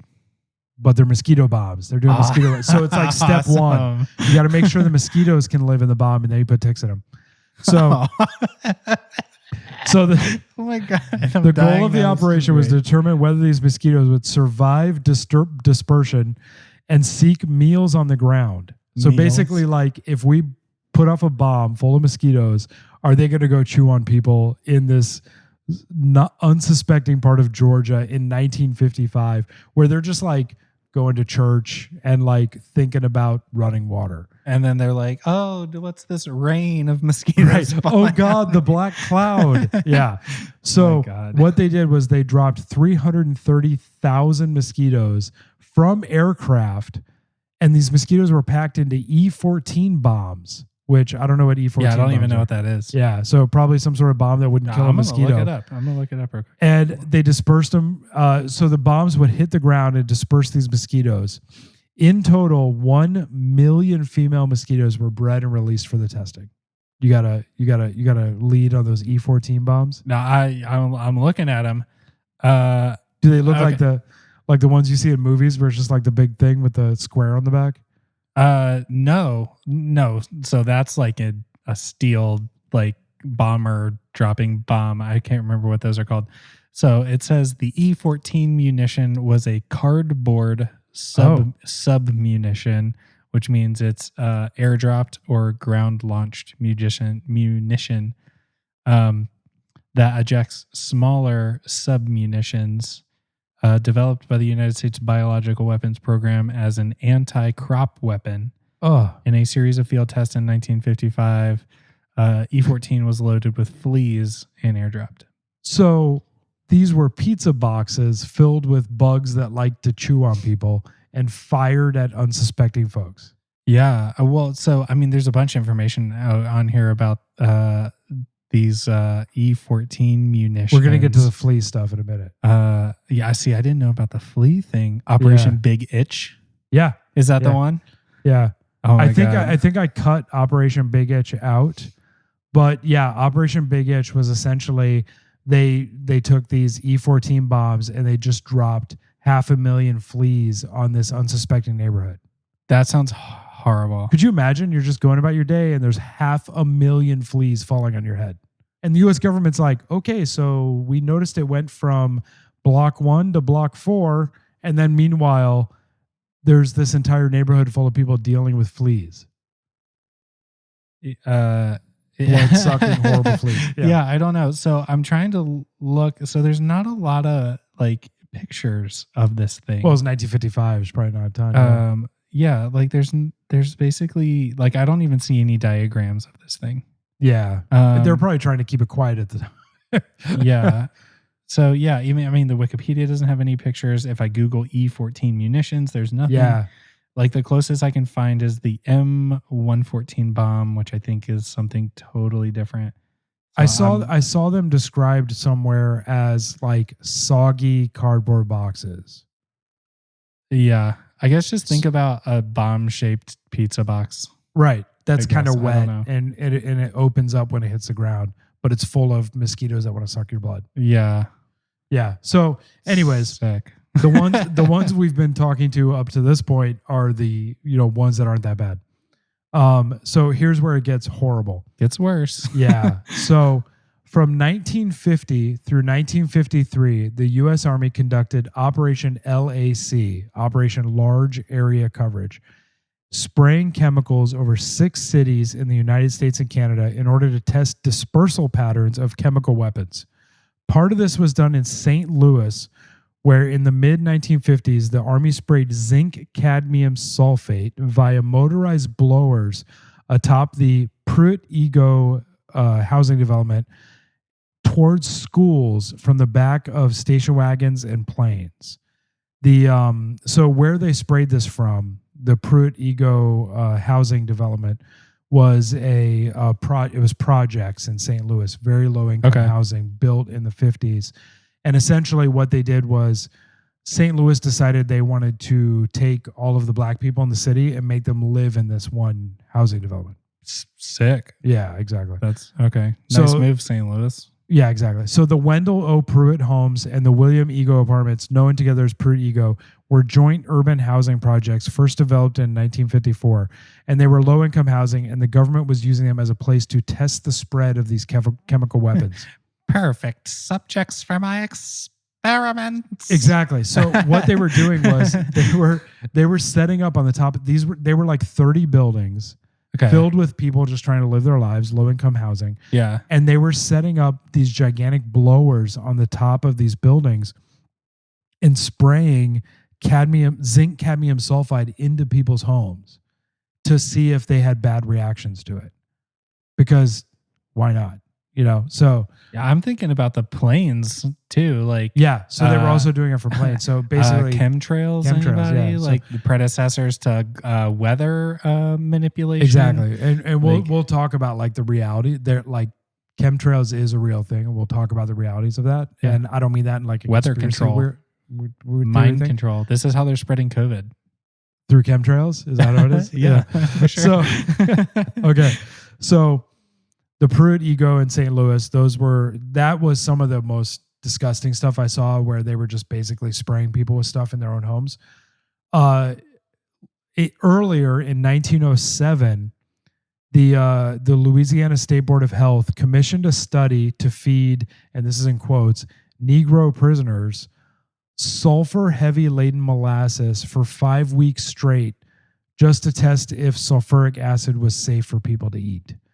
So they had discovered that large doses. I'm gonna take a gander, and it ain't. Probably not. Yeah. So they had a theory that eating sulfuric acid was bad. So they just started like feeding black people sulfuric acid for weeks on end to see if they got sick. So yeah. So the government is not. Here's your free government molasses. Right. Exactly. Congratulations, kids! If you had government cheese sandwiches, it probably has Adderall in it. Probably. So. So this is an interesting one. So in 1953, there was an article in the medical scientific journal Clinical Science, which I found this random article, and I was flipping through it, and it described this medical experiment where government researchers were intentionally blistering the skin on the abdomens of 41 children in adoption homes who ranged in ages from 8 to 14 using cantharide, which is a really nasty chemical. The study was performed to determine how severely the substance injures and irritates the skin of children. After the studies, the children's blistered skin was cut off with scissors and doused in peroxide. That's disgusting. Yeah, and these were on multiple levels. These were kids whose parents died, and they're sitting in like an adoption home, and the government's like, listen, I heard about this chemical that blisters your skin. I'm going to put it on you. Let's see how it goes. Or we're cool, right? Right, exactly. No, those kids grew up to be serial killers. Yeah, the Joker. Like literally these kids became the Joker. Like, So John Wayne Gacy was one of these kids or some shit. So going over that, what level do you basically think, like, do you think Lyme man-made? Do you think it was put out? Do you think this is an experiment? Where are you at on all this? You've convinced me. Your soul, 100%. No, Lyme disease was man-made. Absolutely, the government's experimenting on us. Like, yeah, no, we're fucked. We're fine. Like, I would just, I don't know. Like, it's awful, right? Like, either way, I don't want to believe it, but at the same time, I'm like, yep, that's true, 100%. I believe. Yeah, it. And it's one of those things where it's like, if you have this friend who's like really shitty to you all the time, all of a sudden, like, you're like, yeah, they could do that because they've been shitty to you the whole time, So. Yeah. The government kind of acts like that because they've done these horrible things in the past. Yeah. It's easier to suspect them of doing horrible things in the future because, you look at things like the moon landing and they faked a bunch of stuff back in the day because there's documents out there where the CIA put it out that they faked stuff. Well, yeah, I mean, not even the moon landing, but you look at like, the the naval bombings that got us into like Vietnam. You look at like all these different things, and like I mean, 2 nuclear weapons have been detonated on people. Yeah, in history. Yeah, and shocker, our government did that. So and possibly in Port Chicago, which is something we'll discuss at one point soon. What? Yeah, possibly there was a nuclear bomb released in Port Chicago. Yeah, so we'll talk about that. Awesome. So stay tuned, kids. All right, so here's where we go with whether or not it was man-made. Okay. In the early 1990s, a group of scientists led by David H. Persing from the Mayo Clinic, very highly regarded. Yeah, big research hospital. Yeah, Rochester in Minnesota. Yeah. Yeah. So they took tissues from 131 rodents stored in the Harvard Museum of Comparative Zoology, the Smithsonian Institute in Washington, in D.C., the American Museum of Natural History in New York. So those places, they found a combined 131 rodents stored in those places. So apparently in these museums, they grab rats and stick them in boxes and hold on to them. That's a thing that for happens. some reason. Yeah, there's probably a reason. Probably some zoological purpose. Sure. Yeah. So some of these rodents have been hanging around these places for 150 years. What? Like, yeah. So you have this desiccated little rat who's been sitting in a box for 150 years in Harvard for some reason. Okay. But they're there, maybe, who knows? So anyways, what they did was they used DNA fingerprinting techniques on these rodents' bodies to look for pieces of genetic material specific to the bacteria that Lyme's is, the B. burgdorferi, that bacteria. The result, published in the October issue last 2018 of the Journal of Infectious Diseases, found that 2 mice from Massachusetts collected in 1894. So since 1894, the mice have been sitting in boxes in Boston. They tested positive for the Lyme bacteria. So over 100 years ago, they found mice with Lyme disease. Okay. So we know either one of 2 things. They had it that far back. Right. And it was natural, or they had it that far back and they have been trying to figure out how to weaponize it for 60 years. Both are possible. Yeah. Both are possible. Yeah. So researchers ended up concluding that the bacteria burgdorferi lived in the northeastern American ticks and rodents for at least the last 100 years. They suggest that in recent decades, with reforestation of huge tracts of farmland and the increase in wilderness recreation, that blah, blah, blah, we're seeing this a lot more. And with human contact with infected rodents, we're seeing it more and more. So again, that goes back to your question. Has it existed for at least 100 years? And, maybe even longer, because, we have these 100-year-old rats, but like, it's not like we have a cow or a deer from 200 years ago that we can test. Yeah. But we knew Lyme disease is in those rats from at least that far back. And I mean, you don't have to be a genius, but chances are that's not the very first rat to ever have it. Yeah. You know what I mean? Yeah. So you look at a lot of the things that when people weaponize diseases, they take an existing disease and make it worse. Right. So the question is, did they take these diseases from 100 years ago and make them worse? Right. Because aren't they looking for biomarkers essentially? Yeah, exactly. So that DNA may not be the version that we have. Right. It's a version that has biomarkers for our version. And did the government just say, hey, we found these rats in a box at Harvard from 150 years ago, and haha, they have this disease already, so it's not. We couldn't possibly have made it. Haha. Right, exactly. So gotcha. Where you're at? What are your thoughts on this? What do you think? I don't know. It's tough, right? Yeah. I mean, it is crazy. Our government definitely experiments on us without our knowing. 100%. Like, we're the biggest, box of rats there is. I mean, 100% true. Yeah. I don't know. I mean, because it's definitely hard. Like, I don't even know. I don't know. I'm trying to come up with like a coherent statement, and I'm just like, I don't know. I'm going to stick with what I said before. It's fucking true. Like, even if these rats had it that back then, I guarantee the version that we have now, that's like, they took it from the rats. Yeah, they took it from the rats. Possible. They made it they made it slightly worse. and then it's possible. are releasing it now. There's theories out there that like that happened with AIDS, that happened with like the common cold. Like people think that that's a thing. I mean, because maybe this 100-year-old version was treatable. Maybe, and maybe ours isn't. Yeah, and that's possible. What they changed. Yeah, I mean, because 100 years ago, maybe you could treat something easily with antibiotics. Yeah, you just take Coke. And you just do a line and you're good. Right, exactly. Yeah, so who knows? I mean, personally, I think Lyme has probably been around for a long time. Yeah. I think it's been around forever, and we probably are just now turning the rocks over and seeing it. Yeah. I think because ticks are the way that they are, like bloodborne pathogen carriers, there's a very deep, different kind of diseases that they carry. I mean, they're the rats of bloodborne pathogens. Absolutely, literally. Like, yeah. And I think I am not going to go down the government conspiracy route on this because I don't think so. I think this has been around forever, but I think if there ever was something where they screwed us up on this, I think it could be this, but I don't think it is. Yeah. I just, as much as I'm a realist at the same time, I'm like, bro, we know these people are out there doing some fucked up shit. Like 100%. This is, we don't have definitive proof. Yeah. We'll never have proof probably.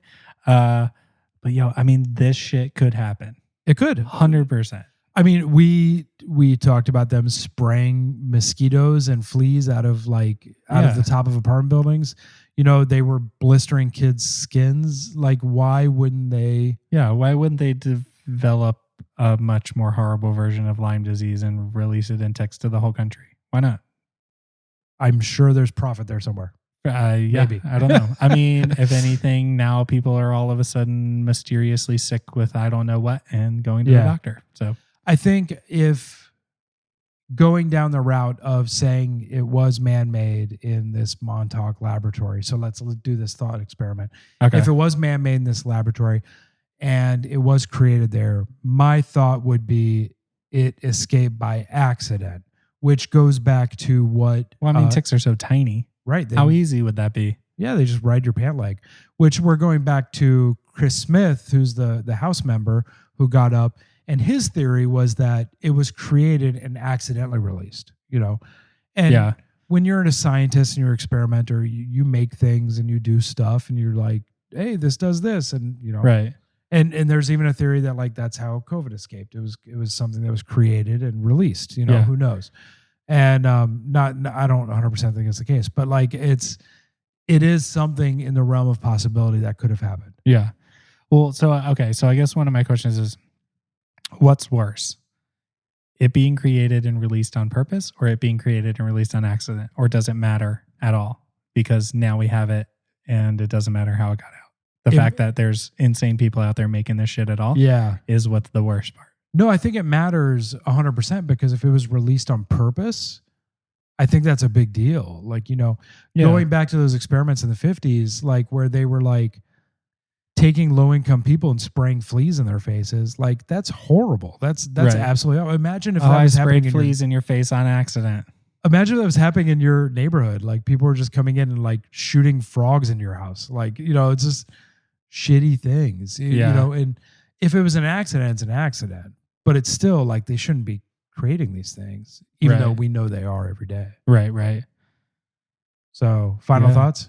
Nah, I don't have any. Yeah, it's depressing. It's depressing all around. It's horrible. Yeah. Because it's one of those things where you can't prove it's true or false. And if it's true, it sucks. And if it's false, it could have happened anyways. Yeah. Yeah. I mean, and I don't know, to step back and have a realistic view, I guess it doesn't really matter. I mean, at the end of the day, it's out there. And I know people who have Lyme disease. Yeah. And, they tell me about it. It sucks. It's horrible. It's not good. And 400,000 people a year get it just because they want to go camping. Yeah. So, yeah. And maybe Greta Thunberg was right all along. It's just climate change. Who knows? Ticks are moving up north. Maybe. Who knows? But yeah. So that's all we got for today, guys. Thank you for coming back and listening to us ramble for another 2 hours. So check back in next week for another episode. Yeah. Thanks for listening. Thanks, everybody. We'll talk soon.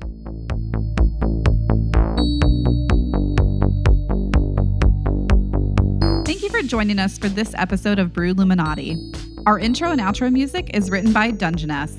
Want to learn more about the topics we cover and who we are? Join us on Facebook and Instagram at Brewluminati Podcast for behind-the-scenes content and updates. Do you have mystical powers of insight or just questions, suggestions, and feedback? Reach out to us at thebrewluminati@gmail.com. Are you ready to immerse yourself into the inner circle?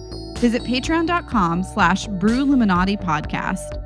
For the same price as a cup of coffee or sandwich you won't remember, because of mind control, you can join the Brewluminati and lift the veil on the true mysteries of the universe. Your membership to the Conclave unlocks access to our secret Discord server, bonus Patreon-only content, behind-the-scenes talks, and much more. Every dollar spent not only helps us reveal the truths of the world, but also frees us to make the show better, weirder, and allows us to go deeper and deeper into the void while funding our next beer run. When we're not talking conspiracies and beer, we're passionate about saving the forgotten puppies and kitties of the world. 10% of every dollar you donate goes directly to the Best Friend Pet Adoption Agency. They are a local 501c3 all-breed, all-foster cat and dog rescue that will save the life of a pet who never had a chance. Keep an eye out because we'll be posting pictures of the lives our listeners save. For more information on Best Friend Pet Adoption, head over to bfpa.org.